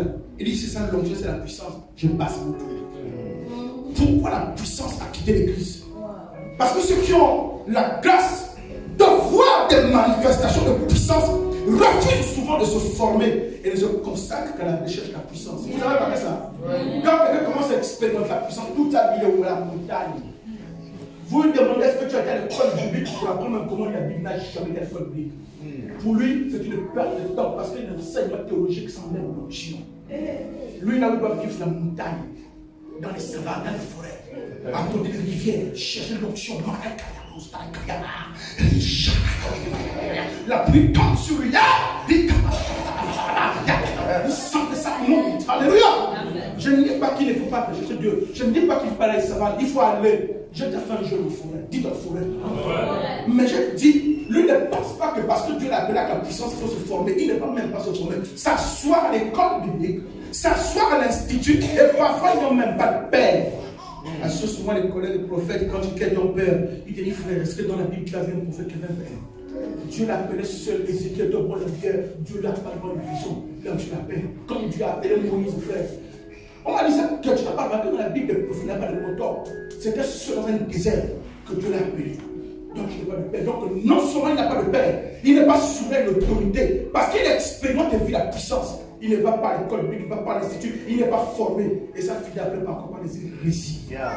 Des textes bibliques mal expliqués, comme un prophète, un pasteur qui avait expliqué que Jean-Baptiste mangeait, je ne sais pas si c'était sauterelles, le croquet, je ne sais pas quel exemple il a pris, le croquet, le chez nous et tout ça, alors que ça n'avait rien à voir. Dans mon village, quelqu'un a fait un message. Jésus a marché sur les eaux de la mer. La soeur qui traduit, le frère qui traduit, dame sans enfant, en français, en Nomba. Ndiame, Aïmone, Youssef Mwande. Qui a raison, papa, ici. Ah, lui, quand il dit les eaux de la mer, lui, ce n'est pas les eaux de l'océan, il traduit les ossements de la maman. Jésus a marché sur les eaux de la mer. Quand il traduit en langue chez nous, il dit au vieux que Jésus a marché sur les ossements de sa mère. Ah, le vieux qui a encore les réflexes de sorcier, il monte bien. L'enfant était loin. Alléluia. Dis qu'il manque de formation. Ça veut dire que le vieux là, peut-être qu'il vend encore. Ils sont encore en papier. Ils connaissent le système. Donc quand on dit ça, il est intéressé. Il sent que on sent que Jésus doit être code. Tous les ossements. Alléluia. Parce que si un vieux sorcier va à la limite des terrains, des cimetières pour prendre les ossements. Donc quand on dit que Jésus a marché sur les ossements de la mer, il dit depuis quand je vois les enfants, c'est revenu, je vois qu'ils ne connaissent pas les choses. Les enfants connaissent la science. Alléluia. Alléluia. Un autre prédicateur. Vous savez, Jésus n'aime pas la sorcellerie. Parce que le prédicateur n'est pas formé, il n'aime pas les écritures. Quand il traduit, ça c'est ce qu'il dit. Il ne dit pas Jésus n'aime pas la sorcellerie. Il dit Jésus, quand il traduit en langue, il dit Jésus n'aime pas la sauce et l'huile. Donc le vieux qui est à côté dit mais s'il n'aime pas la sauce et l'huile, bon, lui c'est quoi les patates qu'il mange, lui c'est les tarots qu'il préfère. Je dis que je peux vous raconter jusqu'à demain. Il y a un autre qui c'était le zèle. La Bible déclare ayant du zèle. Parce que même celui qui traduit doit connaître les écritures. Et c'est pourquoi j'ai le système ici. Inscrivez-vous aux classes de nouveaux venus. Qui sont inscrits à la classe de nouveaux venus? Qui a été inscrit à la classe de nouveaux venus ici là? Est-ce qu'on peut acclamer pour vous?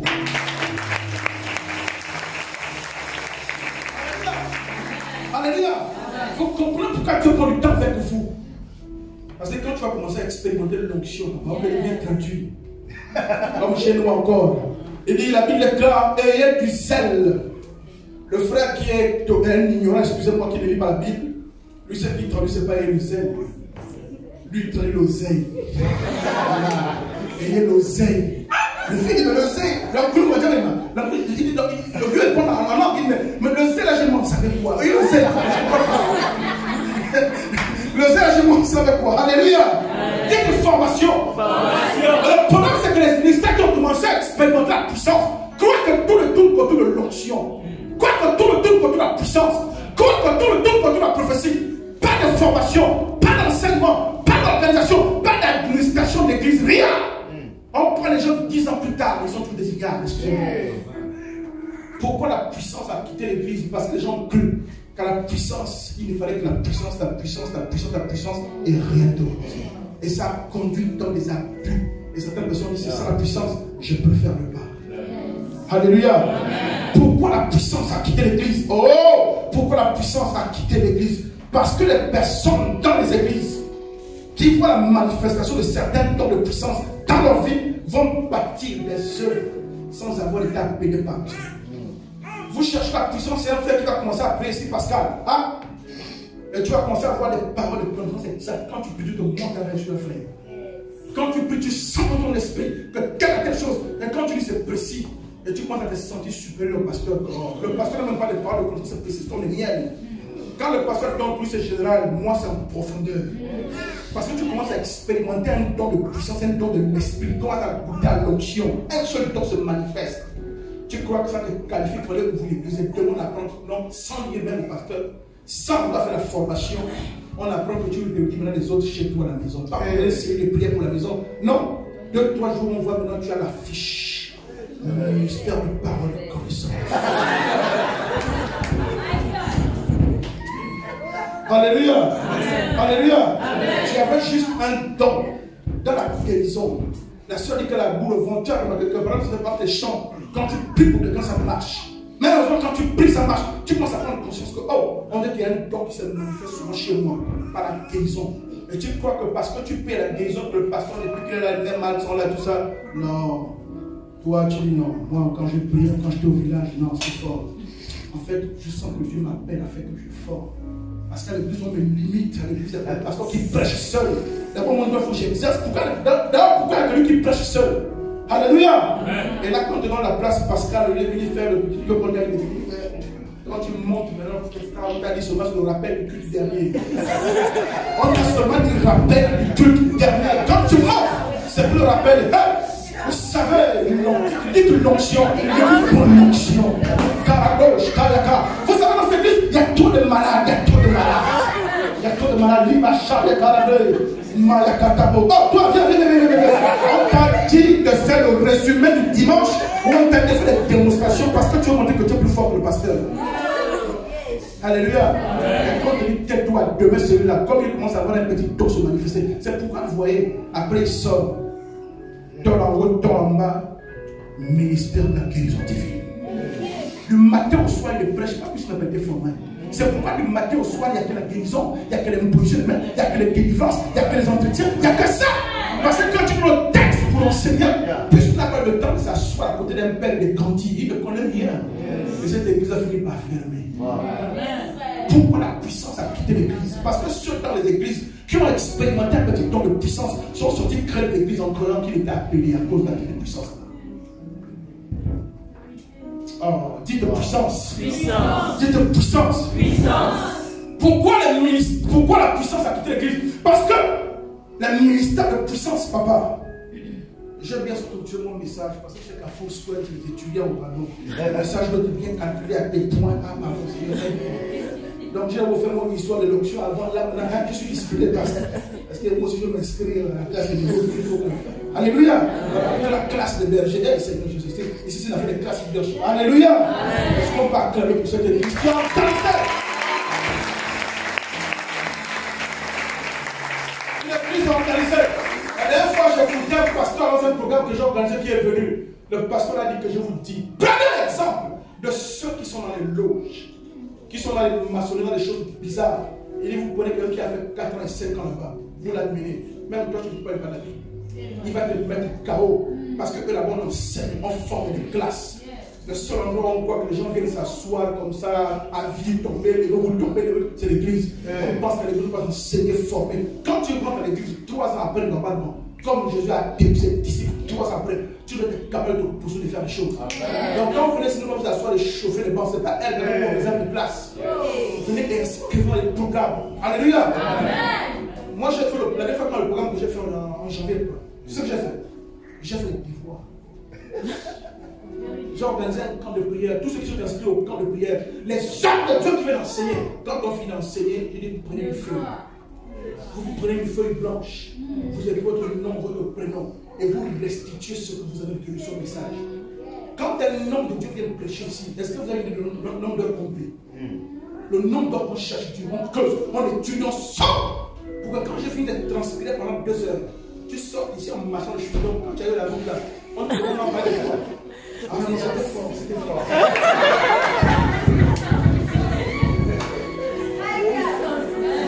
C'était comment? Ah non, mais l'homme là, non, puissance. Même il a parlé de quoi? Non, frère, tu peux aller le message sur le Facebook après, mais c'était puissant.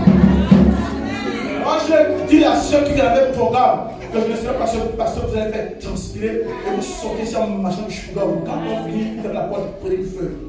Tu restitues. J'ai fait ça. Et puis, il y a des notes. Après, quand je viens dans les moyens, le pasteur ne lit pas, je veux bien le lire. Pour qu'on sache que tu es un vieux coco, tu prends tout le monde ici, là-bas, tu achètes, tu te fouilles. Donc, vous dites tellement. Ouais, j'ai les notes. 17 qui veulent les jeunes. Ah ouais, 10 sur 20. Voilà, va étudier. Alléluia. Dites l'étude. Dites formation. C'est qu'elle fait quoi que les brisés dans le on vient s'asseoir, juste pour raconter soir, du matin au soir, à faire tourner les gens à s'élever, à faire tourner les gens à s'élever. Non! Nous ne sommes pas des milliards. Nous ne sommes pas des désespérés de la société. On est ici parce qu'il y a un message. Le Créateur nous l'a donné. Et vous devez être enseigné, formé. C'est pas que même là, depuis 1 an, 10 ans d'église, tu demandes, tu pleures toujours. Pourquoi? Non! Même un enfant, quand il naît dans la société, il apprend à s'asseoir, il apprend à marcher. À 10 ans, il a fait des classes de 5 ans, de 6 ans, de 7 ans, 10 ans. Et là, tu commences 6 ans à 10 ans. Mais toi, tu es 10 ans dans l'église au même endroit. Tu ne sais même pas prier. C'est quoi le problème? Tu peux quand on est ici, c'est ça qui a fait que la puissance quitte l'église. Parce qu'à moi, l'esprit a décidé, arrête de manifester les choses. Parce qu'il voit que les gens suivent que ça. Tu veux contrôler la prophétie. Tu veux contrôler ton mari. Tu veux contrôler pourquoi tu montes pas dans ma famille. Tu veux que ça. Tu veux que ça. Alléluia. Et quand on enseigne, tu dis qu'on perd du temps. Quand on dit que les gars, on perd du temps. Or, tu ne sais pas que l'âme la plus puissante, c'est l'information de la connaissance.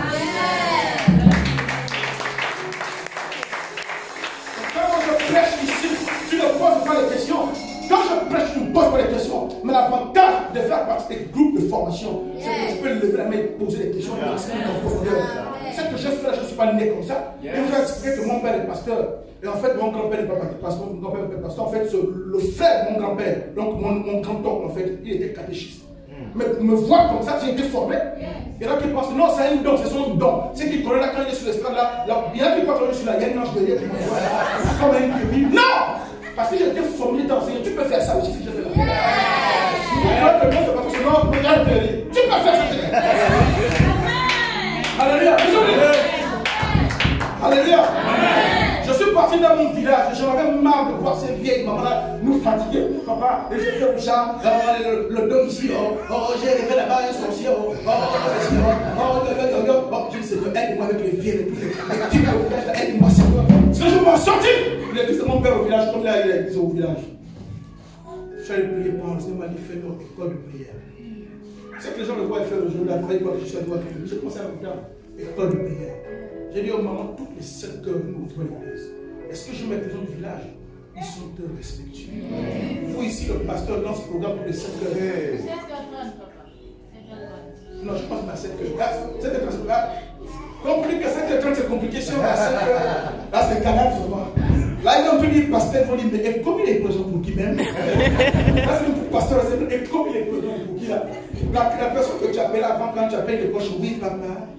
Quand tu appelles, oui. Donc, c'est moi, je viens à 5 heures, quoi, quand il dit là, c'est pour lui. Alléluia. Allez voir les catholiques, depuis les années, depuis les siècles, les catholiques. Vous arrivez à 6 heures, ils sont des saints de Marie, parce que les cultes, là-bas, ne coulent pas. Mais vous dites que vous avez le feu, vous avez la vérité. Vous venez à 5 heures. J'ai dit aux mamans au village, tous les 5 heures, je venais à l'école de prière. Quand ils arrivent à 5 heures, je leur enseigne comment prier.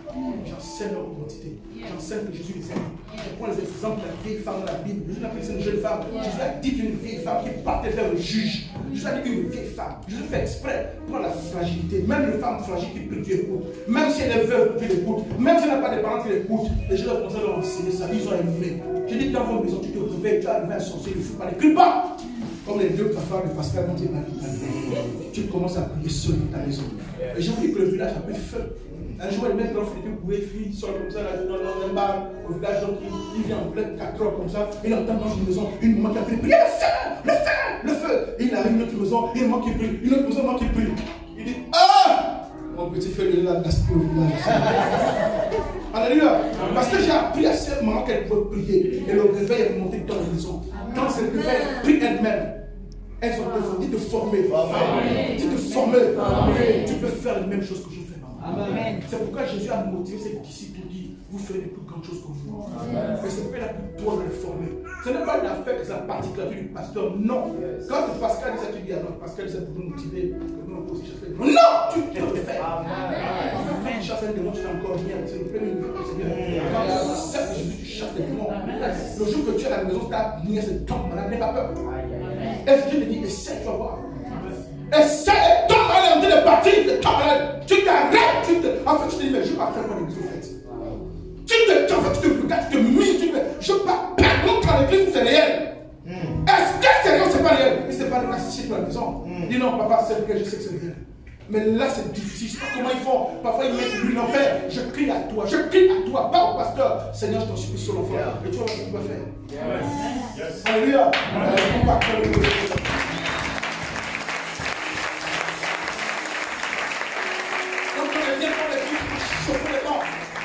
On n'est pas l'église pour rester qu'à tant de manifestation de puissance. On vient à l'église pour être formé. Et c'est pourquoi la puissance a quitté l'église. Parce que ceux qui ont commencé à opérer dans ça, on pensait qu'il fallait que ça. Au point que ceux qui voulaient avoir ça, qui n'ont pas eu, on fait parler pour les savonnettes, les bagues, les machines. Pourquoi? Parce que quand il y a souvent la puissance, souvent on a trop de sensationnel.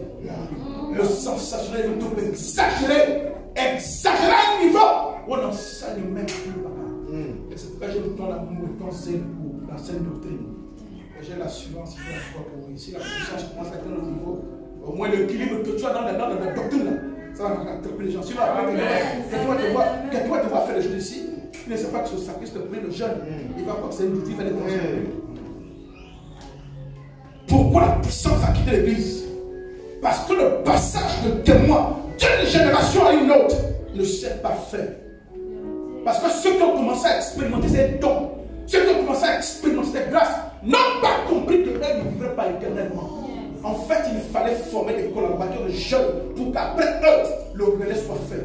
Qui a entendu parler de Renard Bonqueux? Qui a entendu parler de Renard Bonqueux? L'évangile, c'est Renard Bonqueux. qui faisait des miracles qui est décédé récemment. Nous avons maintenant encore une option. C'était un très grand homme de Dieu gallois qui était en Europe. Un homme que Dieu a utilisé dans une puissance phénoménale. Il priait pour les enfants, parfois qui n'avaient pas de yeux. Le globe là, il ne dit pas, il prie, le globe apparaît. Dieu l'a utilisé pour des choses intenses. Un jour, cet homme est tombé malade, il était à l'hôpital. Et pendant qu'il était à l'hôpital, le Seigneur a dit que tu ne mourras pas en tout cas, j'attends un jeune que tu vas rencontrer. Et ce jeune, c'était Renard Bonquet. Renard Bonquet était à l'école biblique. Et il se retrouve dans cette ville. On leur dit que ce grand homme de réveil était à l'hôpital. Et il a dit, gars, il faut qu'on aille voir cet homme-là. Jean allait voir cet homme-là. Je ne sais pas si c'était à l'hôpital ou à la maison. Il est parti le voir. Et quand Renard Bonquet arrivait tout jeune, et que le vieux l'a vu, le vieux disait, je t'attendais. Amen. Parce que le manteau qu'il transportait devait être meilleur. Et il a prié pour le jeune Renard Bonquet, il a transmis. Ceux qui transportent les grands dons, qui ont exporté les grandes grâces, ne savent pas qu'en fait leur responsabilité était de préparer la génération qui viendra après, de passer le relais, de leur apprendre comment marcher dans le monde, comment chercher, comment vivre avec Dieu. Mais parfois, eux, ils voulaient tellement être des stars, ils ne voulaient pas que d'autres personnes leur ressemblent, leur fassent concurrence. Et ils sont morts sans le jour qu'ils le nouvelle. Et il n'a laissé personne, c'est pourquoi il a disparu. Et la puissance, plus personne ne sait comment prendre la puissance. Pourquoi? Parce que le témoin, le relais n'a pas été transmis. Dites le témoin. Dites le relais. Il ne sait pas faire. Pourquoi la puissance a quitté l'église? Dites pourquoi. Parce que l'église n'a pas su s'organiser pour maintenir le feu. Mettre en place des plateformes pour susciter, pour les dizaines de leaders. Dans ce sens. Est-ce que vous savez que lorsque Samuel est arrivé, dites Samuel, le prophète Samuel est né dans une époque où la Bible dit, 1 Samuel chapitre 3 verset 1, où la Bible dit que les prophéties étaient rares, la parole était rare, les visions étaient rares. Donc Samuel vient au monde dans une période de sécheresse spirituelle, alors qu'Israël a connu des grands réveils, a connu des grands prophètes, mais quand Samuel vient à l'existence, c'est une période de sécheresse spirituelle. Où il n'y avait plus de manifestations, plus de miracles. Il y avait plus de grandes choses, des choses intenses. Mais il est né dans ça. Et l'auteur du Seigneur dit clairement qu'il n'y avait plus de parole de Dieu. Il n'y avait plus de révélation, il n'y avait plus de vision. Mais vous allez vous rendre compte que quand Samuel va travailler, il va commencer à naître un concept qu'on appelle école des prophètes. Dites école des prophètes. Quand vous mettez dans votre Bible numérique, vous tapez fils de prophète, soit au singulier au pluriel. Ça n'apparaît qu'après Samuel. Parce qu'en fait, c'est Samuel qui a réorganisé les prophètes en tout en école. Il a créé au moins 4 écoles. Parce qu'il est né dans une période de sécheresse. Lorsque Dieu l'a appelé à être prophète, il s'est organisé à mettre des plateformes pour que la voix prophétique ne disparaisse plus d'après lui. Et c'est pourquoi on raconte que quand David a été poursuivi par Saül, on va le retrouver à Rama, à Najoth, où on dit qu'il y avait une troupe de prophètes qui prophétisaient avec Samuel à leur tête. Toute la Bible, avant, il n'y a pas le concept de troupe de prophètes. Ça apparaît avec Samuel. C'est pourquoi lorsqu'il parle à Saül, que lorsque tu partiras ici, il dit quand tu vas arriver à Gibée, à Elohim, tu rencontreras une troupe de prophètes qui descend à la montagne, qui prophétise. Dis une troupe de prophètes. Ça a commencé avec Samuel. Et Samuel a créé à peu près 4 écoles de prophètes, donc des plateformes pour qu'il n'y ait pas de disparition de la voix prophétique. Il s'est rendu compte qu'il fallait aménager des plateformes pour que les ministères prophétiques soient encouragés, qu'ils soient encadrés, formés, et qu'après lui, quelqu'un d'autre soit pris. C'est pourquoi quand Élie dit à Dieu d'occuper-moi, Dieu dit quoi? Va dans les fils des prophètes et prends un successeur. Pourquoi? Parce que Samuel, avec sa logique, a permis qu'il a pépinière de la succession. Et quand l'église ne s'organise pas comme ça, il y en a qui meurent et donc ça disparaît. Alléluia. Pourquoi la puissance a quitté l'église? Pourquoi la puissance a quitté l'église? Et ça m'a vu demander. Est-ce qu'on va acclamer le Seigneur?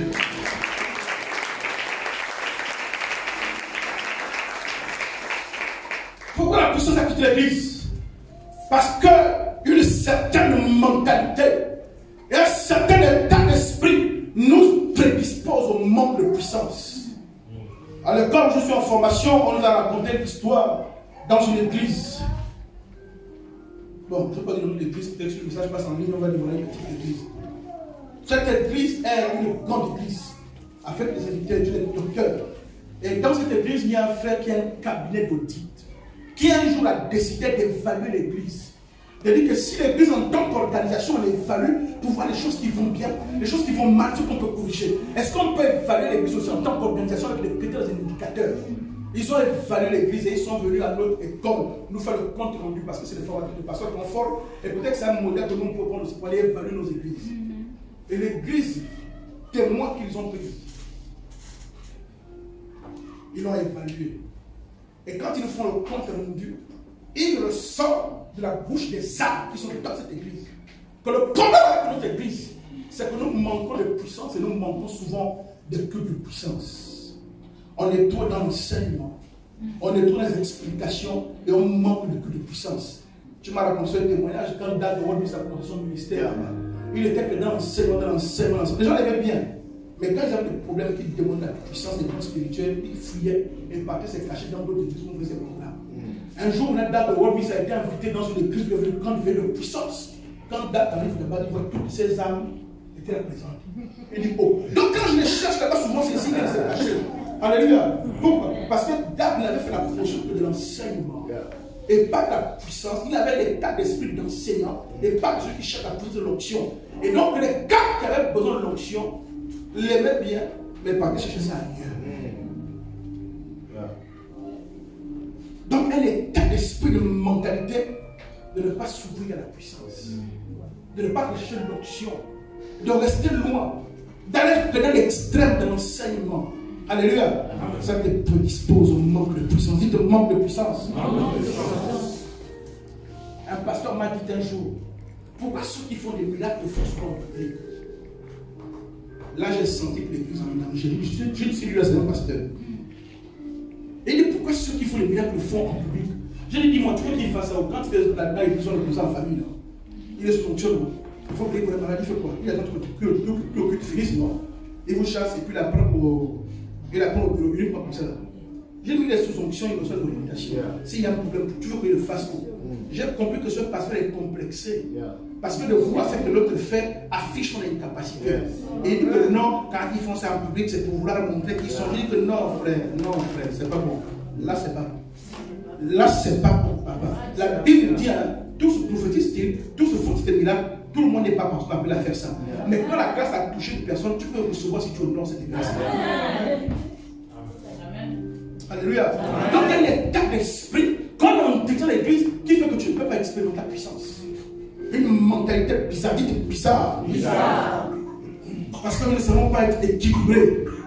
Et choisissons les extrêmes en refusant, par exemple, en bloc la puissance à cause des dérapages. Les dérapages que j'ai cités là, oui, il y a des gens qui ont des dérapages. Et les hommes de Dieu qui sont mal illustrés. Mais ce n'est pas parce qu'ils sont mal illustrés que tu dois jeter en bloc l'option de la puissance. Certains d'entre nous ont basculé. Pendant que ces hommes sont allés dans un extrême négatif avec des déviations, nous on a fait le choix de l'extrême contraire. Non, donc on laisse l'option. Et voilà qu'on a choisi l'extrême contraire. Ma soeur Thomasine raconte le témoignage de son ministère. Quand il a commencé, il opérait beaucoup dans l'onction. Les gens tombaient, ils se levaient, ils tombaient, et tout ça. Il faisait ça. Un jour, Dieu lui dit, mais toutes les personnes qui tombent, qui se lèvent là, est-ce que tu les enseignes? Est-ce que tu es ceux qui sont des chrétiens forts? Il dit, oh, là, Dieu m'a reproché. Il a laissé l'onction, il a laissé la puissance, il a enseigné maintenant. Vous savez, il faut aimer Dieu, il faut ceci, il faut cela. Et pendant qu'il fait ça, parfois il était confronté à des difficultés qui avaient besoin de l'onction. Mais ça ne marchait pas. Les difficultés, après il va prier Dieu.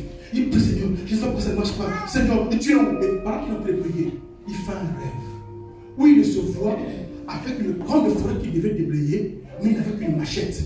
La machette, il doit enlever l'aile, il doit couper les graines, il doit couper les gros arbres. Et il était épuisé. Et pendant qu'il est épuisé dans le rêve, il tourne à côté, il voit un engin, un caterpillar. Dieu lui dit, tu as un caterpillar avec toi. Tu ne le démarres pas, mais tu vas renverser le bois avec le couteau. Quand je t'ai parlé de la puissance excessive, je ne t'ai pas dit d'abandonner la puissance. Il faut être équilibré. Il y a des choses dans ton ministère, si c'est pas la puissance, tu seras quand même un petit pouvoir de la part des arts. Or, il y a l'engin pour le temps que je te donne que tu peux mettre en mouvement. Amen. Dites équilibre. Équilibre. Parfois, on a condamné ceux qui ont fait la puissance et qui ont des dérapages. Mais nous-mêmes, on a basculé dans l'extrême opposé, sans puissance, uniquement dans l'enseignement. Et on se retrouve avec les petits couteaux à essayer de pousser les grands arbres. On a déposé l'enchaîne, le caterpillar qui est garé, qu'il faut que tu démarres. Dis que tu démarres. Dis que tu démarres. Oh. Pourquoi la puissance a quitté l'église? Ah, ça c'est un prédicateur. Même lui, il suit. Regarde, la main sur la tête. Dieu me soit, papa, tu seras prédicateur comme moi. Tu seras prédicateur comme moi. Et tu feras plus que ce que je fais. Alléluia. Alors, son esprit communique avec moi, il me soit. Et tu vas pousser ma tête comme moi. Il ne faut pas étouffer. C'est vrai qu'il étouffe la puissance. Vous étouffez les dons. Alléluia. Les évangélistes qui ont fait se révéler. Parce que nous ne savons pas être équilibrés. Pourquoi la puissance a quitté l'église? Dieu qui critique. Dieu qui critique. La puissance a quitté l'église parce que parfois un homme peut être dans le vrai. Un homme peut être dans le vrai moment. Peut être utilisé par l'onction et commencer à faire des choses que vous ne comprenez pas. Mais parce que vous ne comprenez pas, vous n'avez pas pris le temps de prier, d'examiner, d'observer, de discerner, vous commencez à critiquer. Ça, c'est pas Dieu le diable. Et Jésus a vu ça, il a fait le miracle, il a ressuscité quelqu'un. Après, il dit que non, ça c'est pas Belzéboul qui chasse les démons. La puissance a quitté l'église, pourquoi? Parce que chaque fois que Dieu avait démarré un mouvement, un fouet de veille quelque part, nous l'église l'avons tué, manquant du discernement. Il n'y a personne qui prend le temps d'aller même prier, jeûner, pour dire Seigneur, en fait je prends le temps. Je ne parle pas vite, mais je me retire. Il n'y a personne qui fait ça. J'étais un jour avec des hommes de Dieu dans un restaurant, ils m'ont invité. Les énormes mangeaient, on parlait. Et ils étaient en train d'allumer un autre homme de Dieu. Ils l'ont allumé. J'étais avec mon épouse. Il y a un autre homme qui était avec mon épouse. J'en ai mangé des gars avec s'il vous plaît. J'ai posé la question, tous ces hommes de Dieu ici. La question que je voudrais poser, qui d'entre vous ici a pris un temps de retraite, de prier et de chercher la face de Dieu par le corps de Christ et que Dieu lui révèle si ce gars avait été suscité par Dieu? Qui a fait ça? Ils m'ont tous regardé. Je ne vous n'avez pas fait ça. Là, vous appuyez sur quoi pour juger? Sur le WhatsApp, sur le Facebook, sur YouTube. Donc, YouTube, c'est votre Saint-Esprit. Pourquoi la puissance a quitté l'église? À cause des critiques tempestives qui s'abattent souvent sur le mouvement que l'esprit démarre qu'on ne comprend pas. Et moi, l'esprit triste, comprendre qu'ils ne sont pas préparés. Ça arrête. Un homme de Dieu camerounais, Nyangok, a visité le ciel et il était avec Jésus. Et Jésus lui a dit, est-ce que tu sais que mon église croit plus en la sorcellerie qu'en ma puissance?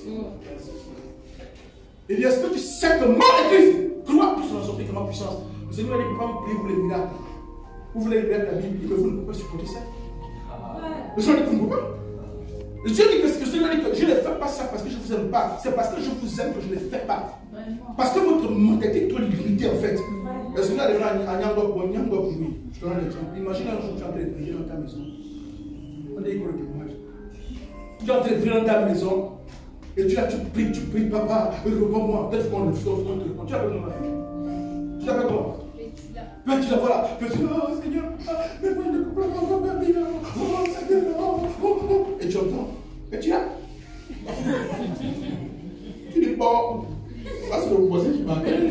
Où c'est qui? Tu peux t'appeler, oh mon Seigneur, et tu là.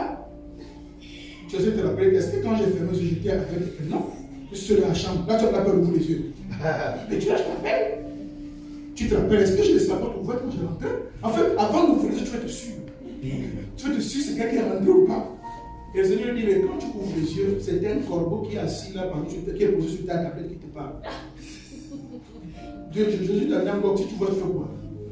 Jésus a compris que dès que toi tu vas voir ça, le feu que tu vas voir sur le corbeau, d'abord tu vas chercher la bonne sortie. Le feu, enfuyant, le feu, tu vas la sortir. Et Jésus lui a posé la question, explique-moi comment lui a été à l'aise avec un oiseau qui ne connaît pas comme un corbeau, qui lui a amené la nourriture. Le corbeau lui-même cherche la viande. Le corbeau lui-même aime la viande. Mais un corbeau prend la viande, réglée comme une horloge, dépose le matin et le soir. Et lui était stable, ne serait pas perturbé par ça. Mais toi, si j'envoie un corbeau te parler, Jésus, tu vas commencer à douter de ta propre confession. Tu vas dire, oh Dieu, qui joue avec ma photo au village?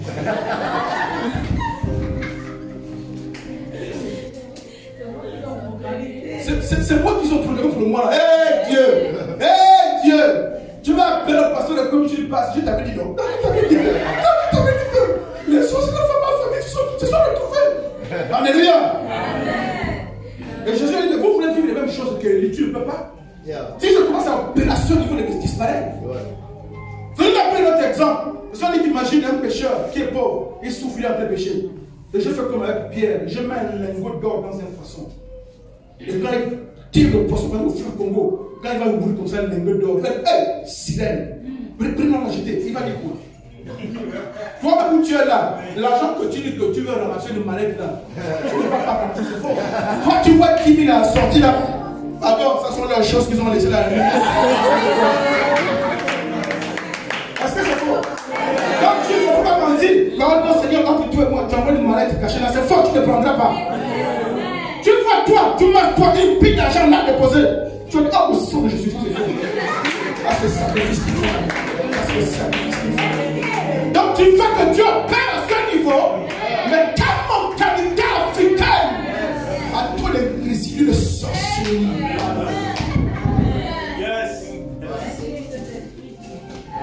Oh Seigneur, envoie une liasse entre toi et moi seulement, quoi. Tu ne prendras pas. Surtout s'il y a le plume rouge à côté de la liasse. Eh Dieu. Peut-être que l'ange qui est arrivé a oublié d'enlever la plume de l'oiseau qui est passé. Dès que tu vois la plume rouge, tu vois l'argent, tu dis pardon sans effet. Ça, s'il veut le sacrifier quelqu'un, la nouvelle année, c'est pas moi qui vais prendre. Mais pourtant, tu veux que Dieu t'envoie l'argent. Il y a des choses que Dieu ne fait plus dans l'église. Il a dit à Mandangok, parce que votre mentalité, vous créez pour la sortie, vous créez pour la sortie comme moi. Donc il y a un niveau de choses qu'il hésite à faire.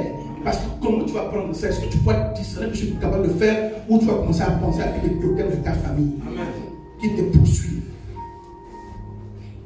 Et il a dit, si j'envoie un lingot d'or dans un poisson, le gars qui va te déplacer va dire ça c'est si bon. Ça veut dire ça jamais, l'or dans l'eau. Non. Il ne pourra même pas me discerner, me demander pour lui que c'est Dieu qui m'a visité par un lingot d'or. Les gens, les paillettes d'or apparaissent dans les mains. C'est-à-dire qu'ils sont là, l'atmosphère comme on prie là. Tu vois comment la main est confirme. Les paillettes d'or, l'or en paillettes, ça tombe la poussière, ça tombe la poussière. Lui, pendant qu'on est prié, lui, les mains des gens commencent à soigner les mains. Lui, il y a encore qui dit que lui qui s'impose les mains à lui, c'est pas lui qui s'achète le marché. C'est lui qui sort des doigts des gens quand il prêche. Bon, là quelqu'un commence à dire, bon, ça c'est lui qui vient nous, ça c'est compliqué ça. Alléluia. Mais pourtant on fait le surnaturel. Hein? Mais tu vois que ta mentalité, ton état d'esprit te limite. Donc c'est pas Dieu qui est plus puissant. Mais en fait, Dieu te respecte et respecte ton immaturité, c'est que tu comprends. En fait, Dieu sent que nous, pour ne pas te perdre, hein, déjà là où tu es là, il joue encore avec toi, il te gagne 2 dimanches sur 2, 2 dimanches sur 4. De temps en temps, tu repars. Dieu sait que bon, j'ai déjà réussi à l'amener 2 dimanches sur 4. Si je augmente la pression là, elle se recule, on a une dimanche sur 4. Dieu préfère t'avoir sur la puissance, mais t'avoir à l'église. En fait, ça en fait. Wow. La puissance, c'est pas parce que Dieu préfère t'avoir, même si la puissance, moins il t'a. Parce qu'il sait que s'il commence à faire des choses ici là, le pasteur,